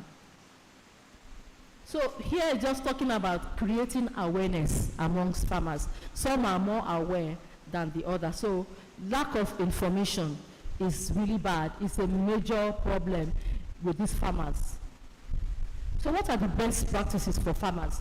You have what is called improving biosecurity to prevent disease outbreaks. And there could be two major types, external or internal. So external, it's not just everybody that comes into your farm that you should welcome like that. So you have to put vehicular and human traffic to a certain amount, that so that you don't, it's not every, because you don't know what people have collected from their shoes or from their hands and coming into the farm to get those animals infected. So that is why you see some farms, before you go, they will tell you to wear a shoe cover, head cover, hand cover. Those are people that are trying to improve on biosecurity. And then, before you enter into the farm, there's a place you wash your hands. So those are part of the things that you need to do, both external and internal. The vehicles moving around should be disinfected. You should wash your hands. You should disinfect your hands. So those are the things that are necessary to keep the farming practice a bit free from AMR. So these are strategies that I've mentioned as well. No, sorry, I didn't finish. Vaccination and better animal welfare practices. For example, if you are having a herd of animals coming in, the ideal thing is to quarantine them for 2 weeks to 1 month. Why do you want to do that? You want to make sure that they are not coming in to infect those other ones there with one disease or the other. So ideally, they should be quarantined for 2 weeks to 1 month. And ideally, we are supposed to put animals according to their type. Chicken, different, so it's not just all of them just moving around. So it's very, very important. And vaccination is very important. They have to work with the vet doctors. I know that one of the challenges some of them have, they said these vet doctors charge a lot for consultancy. So some of them would rather prefer to do self-animal treatment instead of going through the right source. So they should ensure responsible vet-guided and targeted antibiotic use. So before they use antibiotic, it should be vet-guided. That is what he's talking about. So this one is talking about strategies to combat AMR by farmers. So I've mentioned a few of that, so we'll go ahead. So AMR and students. So I kept this specifically for students. So I want the students to know that they are AMR champions. And what do we mean by that? The students here, the guy wearing blue shirt, you are sleeping, fair guy, in front of the lady looking back. The fair guy in front, touch him. Where you are wearing black, touch that guy wearing blue. Wake up, wake up, wake up, we're on your side. Now, the role, young people are targeted as future prescribers. What do I mean by that? You could in future, if here I'm a medical doctors or pharmacists or politicians, that's policy makers, or community leaders. So we've had initiatives like the REACT and the Students Against Superbugs Africa, conducting programs, leadership programs, developing skills, getting out to people to tell them about AMR, So what are the activities? They are engaged in One Health Club, and I've taken the permission of the VC to say, from hence, for those that are interested in being AMR, One AMR students that will be forming One Health Clubs. So please see the LOC chair, because it's important that after this lecture, we don't just go, we put it to practice. And I will tell you a few of those that have done that in some universities in Nigeria. So let's go on. So what are the impacts on students? Participating in programs will always, can we go to the slide, please? The slide, please. Will always increase knowledge. So when you participate in these programs, your knowledge is increased. You are able to gain something out of this. You can have better networking opportunities. That is, you meet your peers in that area, or even your seniors in that area, that could give you opportunities to be trained, travel within the vicinity of the country, and improve capacity to influence policy, because you will be part of those that will be sitting down to discuss policies that could affect students and improve their AMR activities. Early education is also very important to promote early awareness. So what we are talking about is not just for the tertiary education, but for students in the primary school and in high school. So actually this should start right from the primary school. So these are several of the interventions. that they have. For primary school students, they carried a bag where they put activity guides, storybooks, songs, and I also like the kind of playlets. So such playlets too are things that you could also be doing in terms of AMR. So I really applaud the playlet. But there are challenges. So the challenges are structural gaps. Youth involvement is sometimes limited by inadequate resources, funding of course, and exclusion from high-level decision making. So it's very critical and very important to include students in decision making issues that have to, because they will tell you from their own side. So I've included data adherence issues to parental influence. There was a recent study that somebody did on in tertiary schools, and they found out that the students of course knew about AMR, but one of the things that they had issues with was adherence. Some of them said, oh, we can't remember this. You are telling us to take 2 a day for 7 days. So mommy in the morning, in the evening, we don't remember, we are busy. Another one is parental influence. Some parents will just tell their children, they will call their children, Lagbaja, when last did you take antibiotics? You've not taken them in a while, just to protect yourself, go and buy these antibiotics. And the students said that they were forced to take these antibiotics. So parental influence is critical to teach them that you don't force them. They must go to the doctor to get the right kind of medications. You don't give somebody who has a virus, a bacterial, an antibiotic. So data scarcity. I remember maybe a bit on the farmer thing. There was this report that a Ugandan farmer, after using antibiotics on the animals, she went back and gave it to her children and the household. The idea, just in case, so there is a big problem. So there's data scarcity, limited surveillance, makes it hard to gauge the full extent of the problem. So there's need for action. There's a strong call for strengthening youth-led, sustainable, and innovative interventions like mobile apps. So one of the things I would encourage the students, if they could develop a mobile app or a digital app that could, bring them to remember some things like, okay, if a doctor tells you take 2 antibiotics a day for 7 days or 3 antibiotics a day for 7 days, maybe they need to develop a mobile app or a digital app, because that's one of the things that the students said they need to have to be able to remember, because they don't remember. And students in 400 level, they are bombarded with lectures and projects. So it would be good if the app could start from Boys University. So, like I said, they are the next generations, that's the young people of public health professionals, future antimicrobial prescribers, future users, future stewards, future policy makers. And so we're mentioning the ones outside Nigeria. So what efforts is Nigeria doing? So we have 6 different pillars: the governance, the awareness and education, the surveillance, the IPC, the stewardship, the research and development. So all this is all encompassing to try and create awareness and try and reduce AMR in the country. So I decided to bring this as an addition so that we know that there are AMR clubs and youth advocacy in Nigeria. So they go through numerous training-based programs, and as late 2024, there are over 30 such clubs in the country.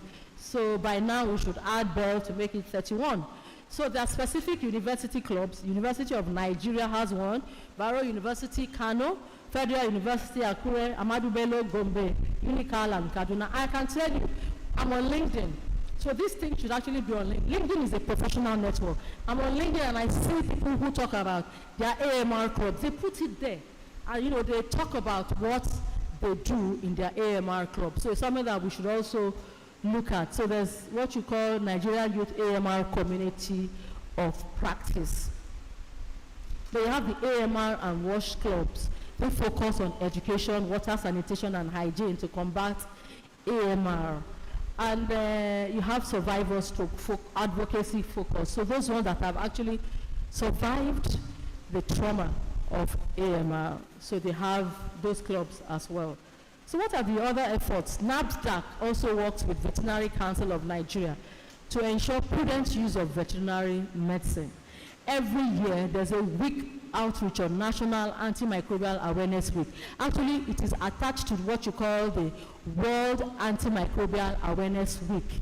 So every year, people from clubs, different, they bring innovative ideas just to reach out to the community, to the world about activities they are doing. Some go to abattoirs, tell them about the dangers, what they are doing, trying to educate them on proper usage of antibiotics.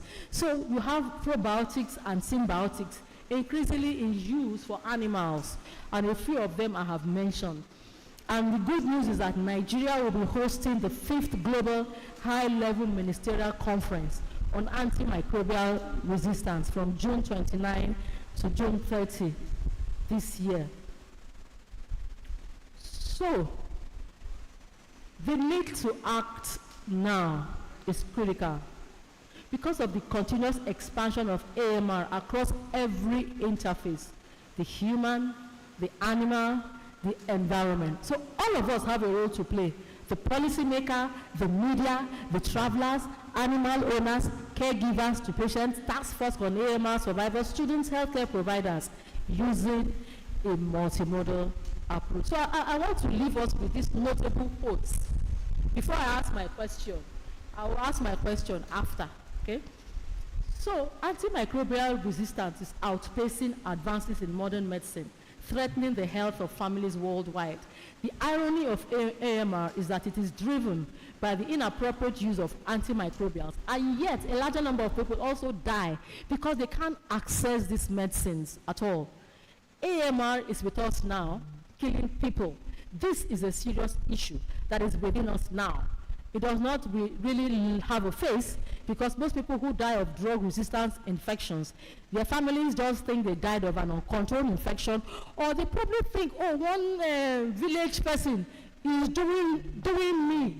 That is why the person died.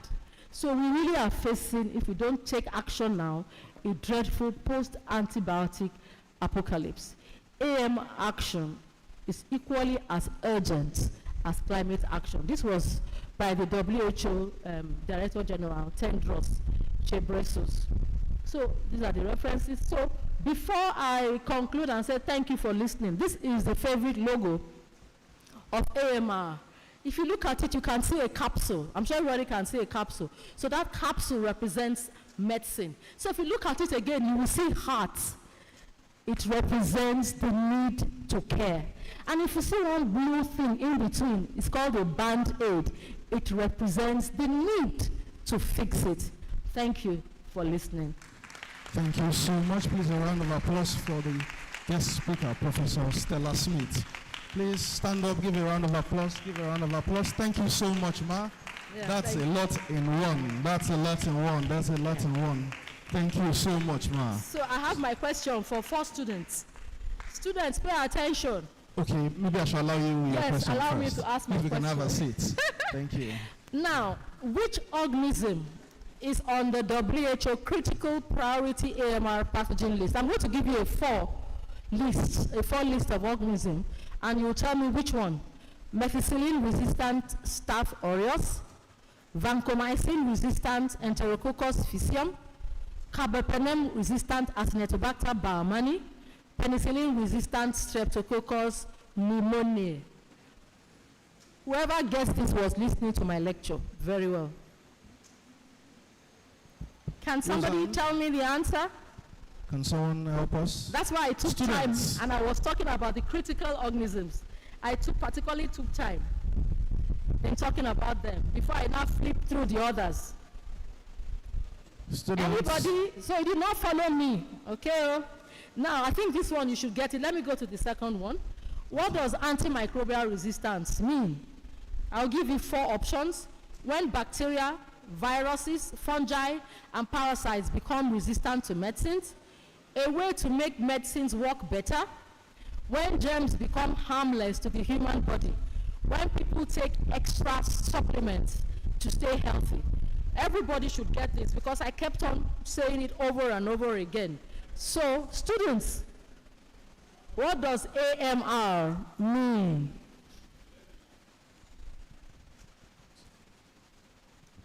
Okay, thank you, Ma.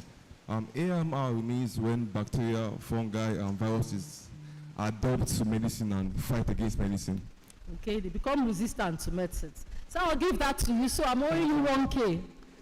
Now, what should you do? So this one is a very tricky question. So I'm not leaving it to the students.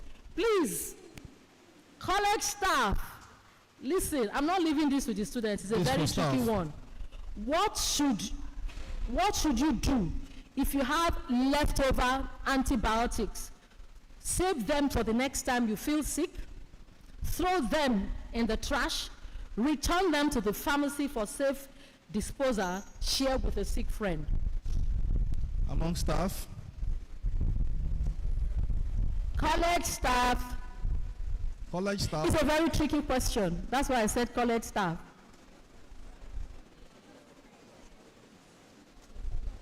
College staff? Yes, please. She wants to answer.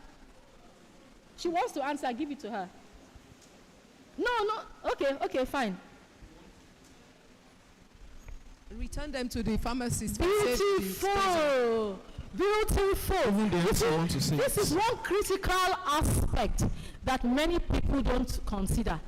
Some people, when they don't finish the antibiotic, they leave it for next time. That is something that you are exposing yourself to AMR. Some will just throw it in the trash. From trash, it goes to the soil, everything, it washes down. So you are exposing this thing. Some will just say, like the playlet we watched, they give it to their sick friend. So, but it is always advisable when you have leftover, please, and please, take it to the pharmacy. They will help to destroy it the right way. Many people don't know it, and that's why I said it's a very tricky one. Many people don't know it, but at least you have learned something today. Now, this is for sick students, yeah? No, of course not, you know. Now, this is for the students. Whose responsibility is it to address AMR? Is it doctors, patients, farmers, students, media, AMR survivors, caregivers, healthcare professionals, or government? Who can answer this? Students. Students. It's very easy. Who can answer this? Students. Good afternoon. Thank you, Ma. I feel like everybody that has... Great, everybody. We all, so I'm owing you 1K. We all have a role to play in AMR. Everybody. That is why this lecture is here to create awareness, so that you can go out and study more and educate the next person. It's very, very important. Each and every person has a role. I told myself, even though I feel symptoms of malaria, I will not be a culprit in doing what is wrong. That is why I still go and check for malaria parasite. I don't assume and just take it. Yes, it's not convenient, but I still go and do it. So please, let us be AMR advocates as we are living here. Thank you very much. Please, a round of applause for the guest lecturer as he goes to sleep. Thank you so much. I'll take question and answer immediately. Okay. But at the same time, it's actually a very timely lecture. It's actually a very timely lecture. And personally, I think I learned a lot, especially the case of keeping drugs. Ma, maybe you should say it before I take questions, so I don't keep you standing. You are my lecturer at the same time, Ma. Thank you so much. Thank you so much. So we've learned a lot about AMR interventions, the need to even develop app and see that AI actually helps also in better coming up with new drugs and all that, even running experiments and all that, and the case of probiotics. And I like one thing, Prof has actually encouraged me to actually take, what's it called now? Turmeric, because I heard turmeric will help me with my pot belly. So I'm also going to do that because it's a prebiotic, right? It's prebiotic.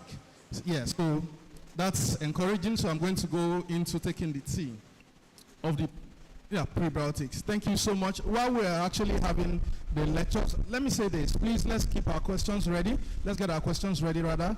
I'll be taking only 3 questions. I will entertain only 3 questions because of time. We had the presence of the MD of ACE Medical Center in person of Dr. Wolishola Kukoyi. Welcome. Thank you so much for coming. Also, we had the presence of the Dean of College of Engineering in person of Professor Lamide. Thank you so much. I saw within the seats there we had the Dean of the College of Computing in person of Dr. Adegoke. He's also there. That's him at the back there. Thank you so much for coming. We also had the Dean of the representative, the Deputy Dean of the College of Management Sciences. Well, I think he just stepped out. Thank you so much. So, questions? We also have the Dean of the PG School here with us, Professor Kuforiji. Thank you so much, Mommy. Professor Kuforiji is with us here. So, questions? Questions from the audience? Yes. I would only take 2 from students, 1 from lecturers. And if students are not forthcoming, I will reverse it. Thank you very much, Professor Smith. Professor Smith, for this highly educative lecture. I'm actually interested in fecal microbiota transplant. I'm hearing about it for the first time. I only know about urine therapy. I don't know if you can talk about urine therapy. Has it been validated? Because I know that some cancer patients are treated with urine therapy, but I don't know how effective it is.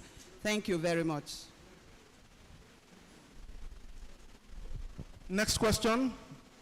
So we want to harvest all the 3 questions and answer it at a go. Next. Students? Okay. Thank you, Ma, for the lecture, Ma. I was reading something on my phone before we started the lecture on antimicrobial resistance, and then it said that the United Nations had their 79th session that they had in New York, that they talked about climate change being related to antimicrobial resistance. I want to ask how the climate change affects the resistance, Ma. Thank you. Thank you so much.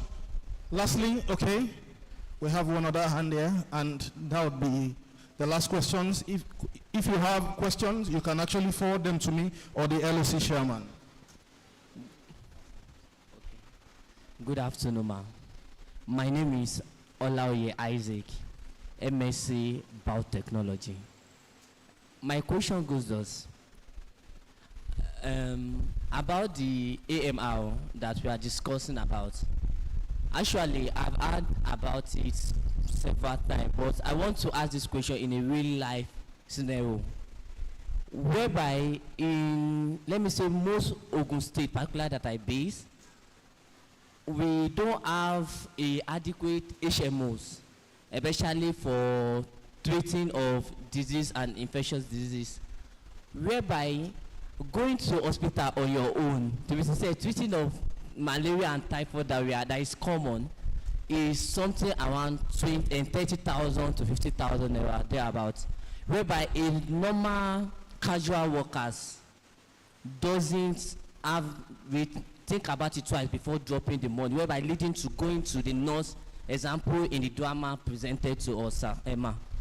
So I want to know, based on as someone working in a federal parastatal, which is Nigeria Institute of Medical Research at Yaba, I want to know what is the government role in enforcing the private, particular private or public parastatal, to enforce the HMO on their staff, and for the working and for all those HMOs to be very effective, whereby making a prompt reaction to HMO and how it cover, because I'm a victim actually of what you said, because I was on HMO and I don't know that my HMO could just cover typhoid and malaria and some minor disease. Although I was trying to, let me tell you, based on the HMO journey, okay, will be very long. On getting, I don't know that I'm even having low sugar level instead of typhoid and malaria. So I want to hear from you, ma, as a someone in that angle, how the government, what have been the steps the government would do to help us in the fight of AMR? Thank you very much, ma. Thank you so much. So I think I would give it to our guest lecturer to actually take over. So we've got 3 questions for you, ma. Thank you. Yeah. Yes, for the first question. I'm sorry, I'm not into urine therapy, but I know about the FMT as it relates to AMR. So really, I wouldn't be able to tell you much about the urine therapy. But one thing I'm clear about is because the FMT is talking about the gut flora. So when you are talking of AMR and how, because most of these pathogens are within the gut, okay? And I think urine, you have, like I mentioned, somebody who is part of the AMR survivor of W was a urinary tract infection that he had. There are lots of people that will tell you, take some type of urine or drink whatever. I don't really, subscribe to that. But I know that this fecal microbiota transplant, it's something that has been internationally recognized. And actually, it's when I was doing a course on antimicrobial resistance in 2021 that I found out that one of the ladies that started it, actually a Nigerian, in one of the UK hospitals. And they were talking about how they were able to, remove the gut flora from the person who had Clostridioides difficile and had failed antibiotic treatment. And they had to import it from somebody who had a clean gut microflora, what you call the beneficial gut microflora. And that was how they transferred. So then it was even more messy. But as at last year, when I followed up on it, they have made those 2 things in capsules. So it's just like any capsule that you take and drink. But my problem with them is because I was asking for acceptance. Because for me, if you are giving me something that I know that has shit inside, I will feel somehow. But I think most of them said that when they look at the rate at which they get cured, they overlook that aspect. So that is what I can say about that. Then for climate change, I think because I was rushing, all of you have experienced the hot weather we have currently in the country. It's so hot, and sometimes you have flood, So when it's hot, you are exposed to a lot of diseases that will come out, and your immune system might not even be able to fight all of them. So your immunity comes down with hot and high temperatures. And for the very cold ones, where you have flooding that, pushes and passes all those things, resistant pathogens that are present from the sewage to the ocean and maybe to the water that you are drinking. And for people who are 70 years and above, they are the very tender group that could be prone to a lot of infections. So those are part of the things that climate change could affect in the system: high temperature, flood, and also food safety and security. When your food is not safe, when your food is not secure, what happens? You come down with illnesses which ordinarily you shouldn't have. And that's one of the things that climate change also does. Okay? Then the person who was talking about HMO, I'm looking at it more of the role of medlab scientists in Nigeria. The medlab scientists, I don't know how often they go, but they go to laboratories, checking to make sure that they have standard reagents, standard tests that are being done. And when they go to a laboratory where some of these things are not there or inadequate, they close down those laboratories, making sure that they don't open it until they have the necessary basic facilities to establish a laboratory. But of course, for the ones that are in the rural areas that might not have facility for culture, which we know, I think there's a way the MedLab Scientists Council goes out to check for those ones. And that was why I mentioned the idea of having very few microbiology laboratories. It is a big problem in Nigeria. And like I said, it takes a multimodal approach. So when you are talking of that, we need to create awareness. We need to bring in students. We need to bring in the policy makers. We need to be able to stand where they are discussing issues like this and talk about it so that we can, in the end, improve it. But for now, like I said, AMR is still with us and is still a problem, not just in Nigeria, but globally. I also mentioned one of the Ugandan women who bought antibiotics for her cattle. The leftover, she gave it to her family and the children. So it is a problem. We need to create awareness. And that's why you saw the National Technical Working Group. They have the 6 pillars. There's governance, there's awareness, there's surveillance, there's stewardship, there's IPC, and then research and development. So that is very critical in seeing how we can combine all this in the fight of AMR. But we hope we will get there someday, very soon. And that is why we are starting from you to establish a One Health Club. Thank you.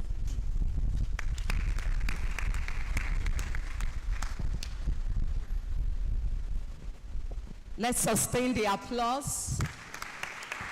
Thank you so much, Prof, for a very, very stimulating and educative lecture.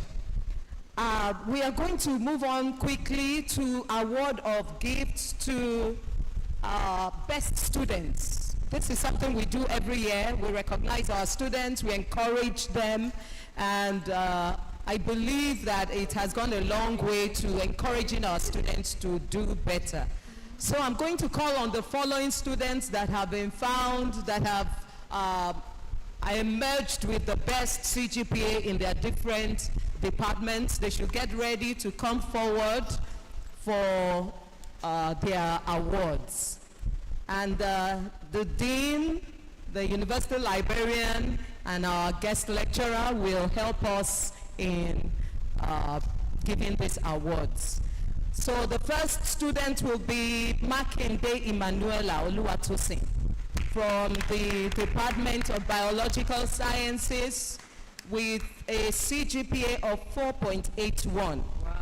Biotechnology program. Please come forward quickly. Olatunji Feishayo Elizabeth, 2023-12079 from the Department of Chemical Sciences, Biochemistry, with a CGPA of 4.83. Please move forward quickly.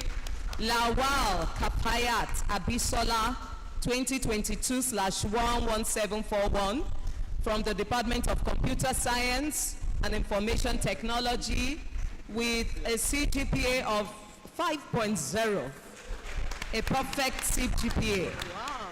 And Iyato Dixon Oluwadamilola, mat number 2024/13443 from the Department of Computer Science and Information Technology. Thank you, MC. Allow us to give them the prizes. I want them all to come out, ma. Then lastly, I want to call on Olatunji Ebuolua Oluwanifemi from the Department of Physical Sciences with a CGPA of 4.91. Please, I want to call on the Dean of the College, Professor Violet Atasie, to make the first 2 presentations for us. Thank you, ma. Thank you for calling me.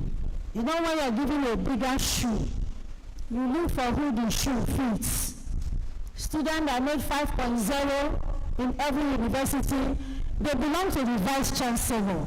So Vice Chancellor, sir, your children made 5.0. So they are your...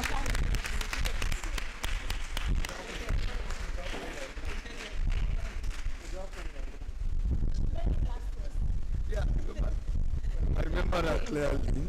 Vice Chancellor, sir.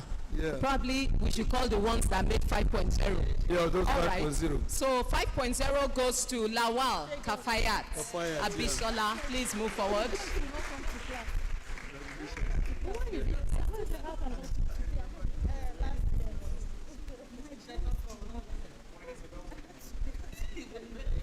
Can you imagine?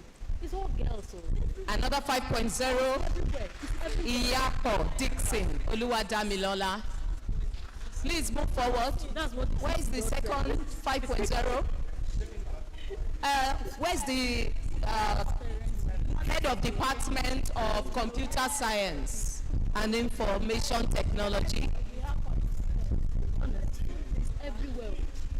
Dean, the College of Computing, please come forward to receive the award on the behalf of the students.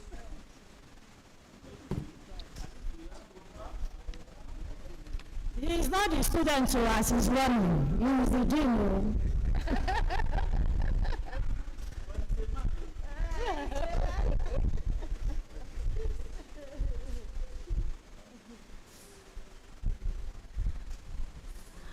Yes, we were together when we planned this college lecture. So we included computer science into the program. Thank you. Because we are still one. Thank you, Madin. Please don't go.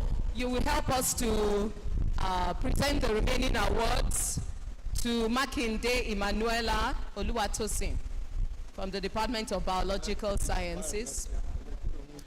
Biological sciences, I think the guest lecturer will help us to give these students.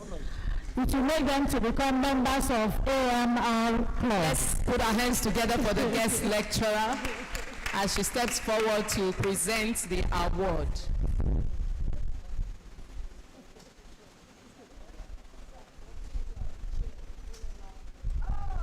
She has just been co-opted as the chair of the AMR Club. Let's put our hands together for Emanuela Makinde.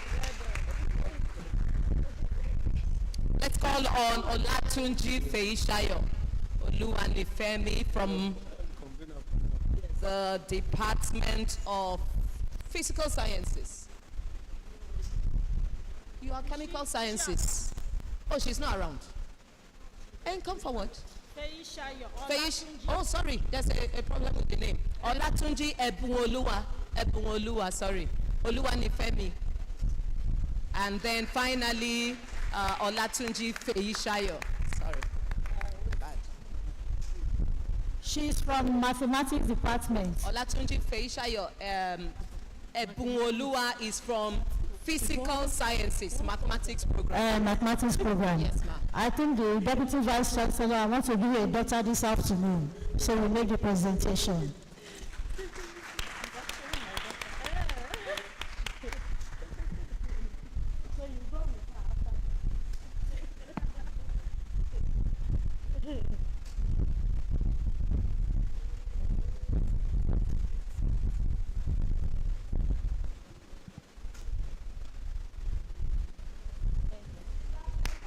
Thank you very much. And then finally, Olatunji Feishayo Elizabeth from Chemical Sciences Department. Chemical Sciences Department. I want to call the university librarian because she's the custodian of books.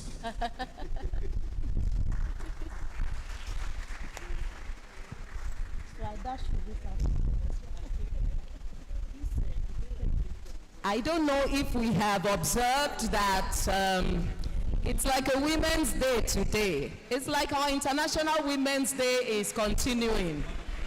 I think I should shut up.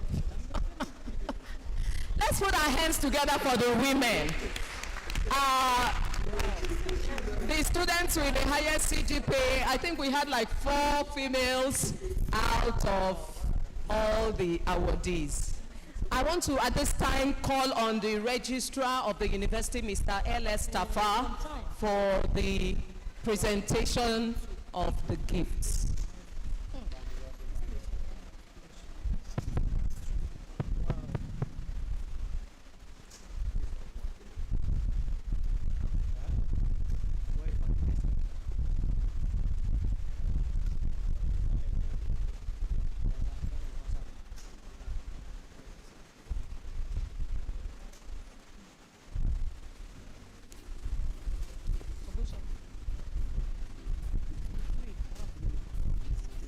Very distinguished ladies and gentlemen, it is my pleasure to invite the guest lecturer.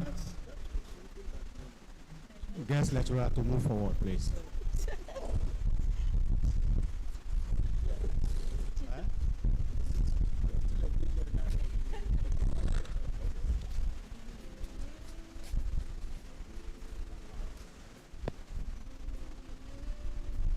Let me humbly invite the Vice Chancellor to present this to you, ma'am.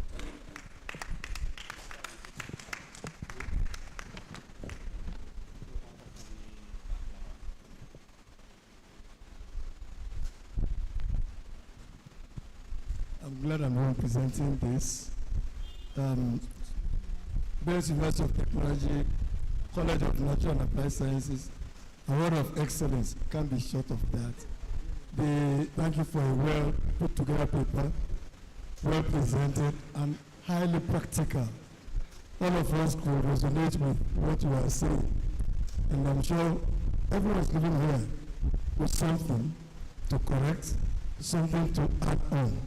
Thank you very much. This is to Professor Stella I. Smith, in recognition of your excellent delivery at the 19th College Lecture Series. Congratulations, ma'am.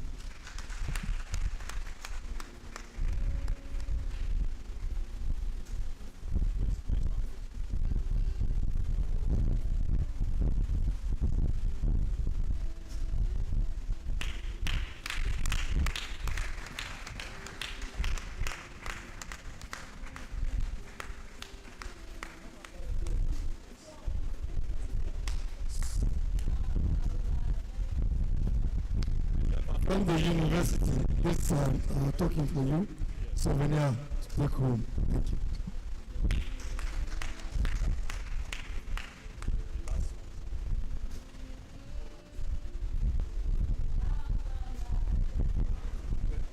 This is from Colners, College of Natural and Applied Sciences, the 19th College Lecture, to the 19th College Lecturer.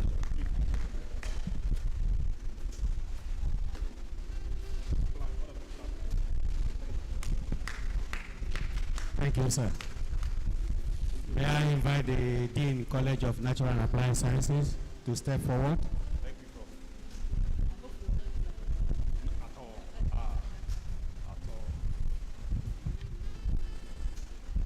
May I also invite the Deputy Vice Chancellor to step forward to present this to the Dean?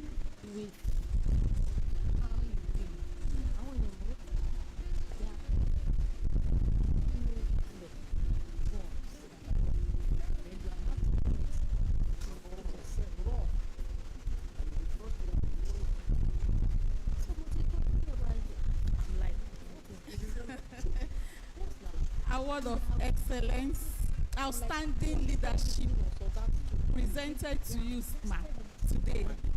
Congratulations.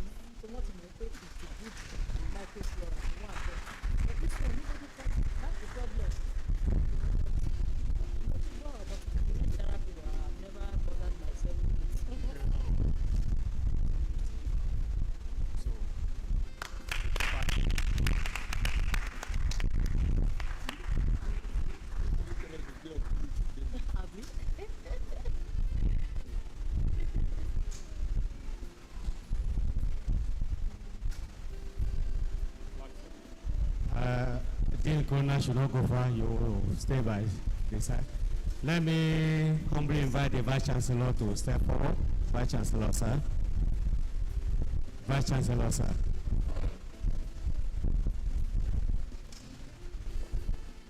The Dean will make this presentation to the Vice Chancellor.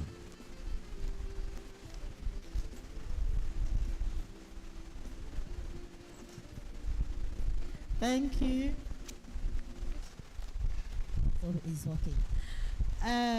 College of Natural Applied Sciences, this our 19th college lecture, is award of not just leadership but remarkable leadership presented to you, sir. In recognition of your supportive roles to the college, top-notch leadership, and first-class administrative qualities in taking the university to greater glory. Congratulations, sir.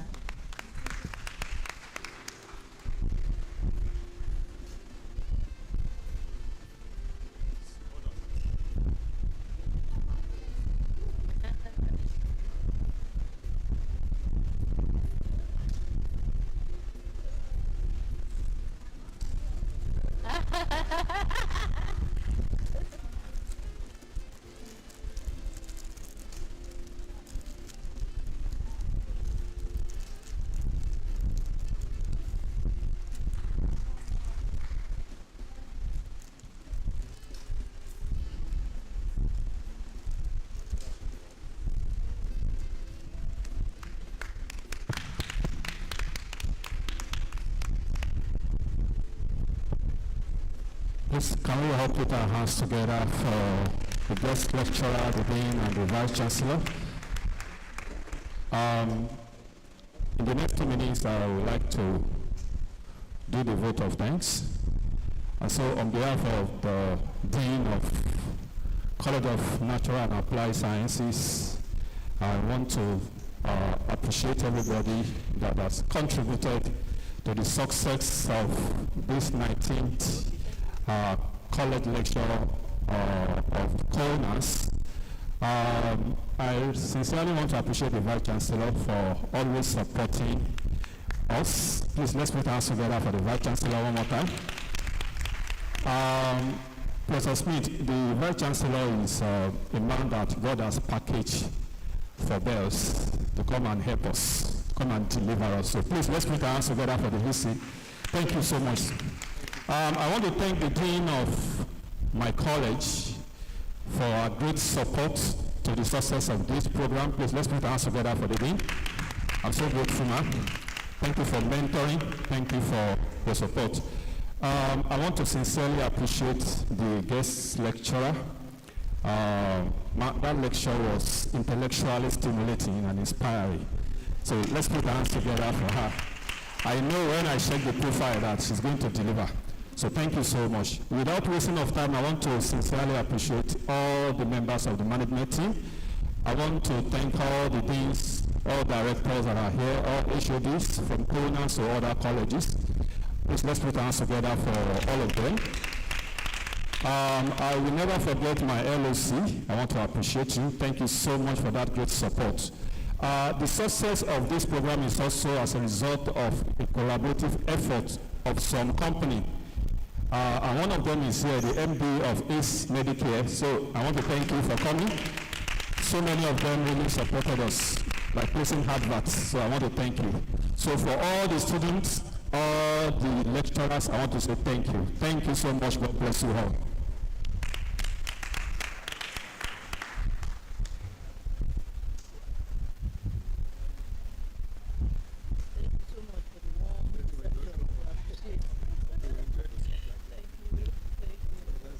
Thank you very much, Dr. Ogunshola. We have come to the end of this program. Sadly, everything that is good must have an end. And we thank God for a beautiful outing. And at this time, we want to call on one of us here, Dr. M.A. Morawo, to give the closing prayer. I'm sorry if I didn't pronounce that well. Morawo. Okay. We are waiting for you, sir. Thank you. And after the closing prayers, we will go on straight with the Bells Tech and national anthems, after which there will be group photographs right here in the hall. So our guests, lecturer, members of the high table, and staff of Bells University College of Natural and Applied Sciences, just stay back a few minutes for the group photographs. Thank you. Well done, ma'am. Good afternoon. We thank God for the successful program. May Almighty God grant us sound earth conditions to witness more of this beautiful program. The First Chancellor, during your era, we are feeling better in this university. We pray that at the end of the day, when you are no more here, we shall not feel otherwise. The guest lecturer, we thank you for your successful journey to here. We pray for your safety journey back to your destination. May God grant us more wisdom to do more of this program so that we can invite you more. Thank you so much.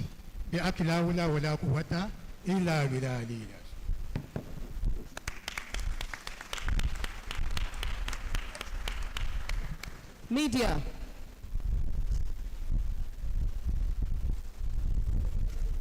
Let's stand on our feet, please, for the Bells Tech and the national anthems. all night.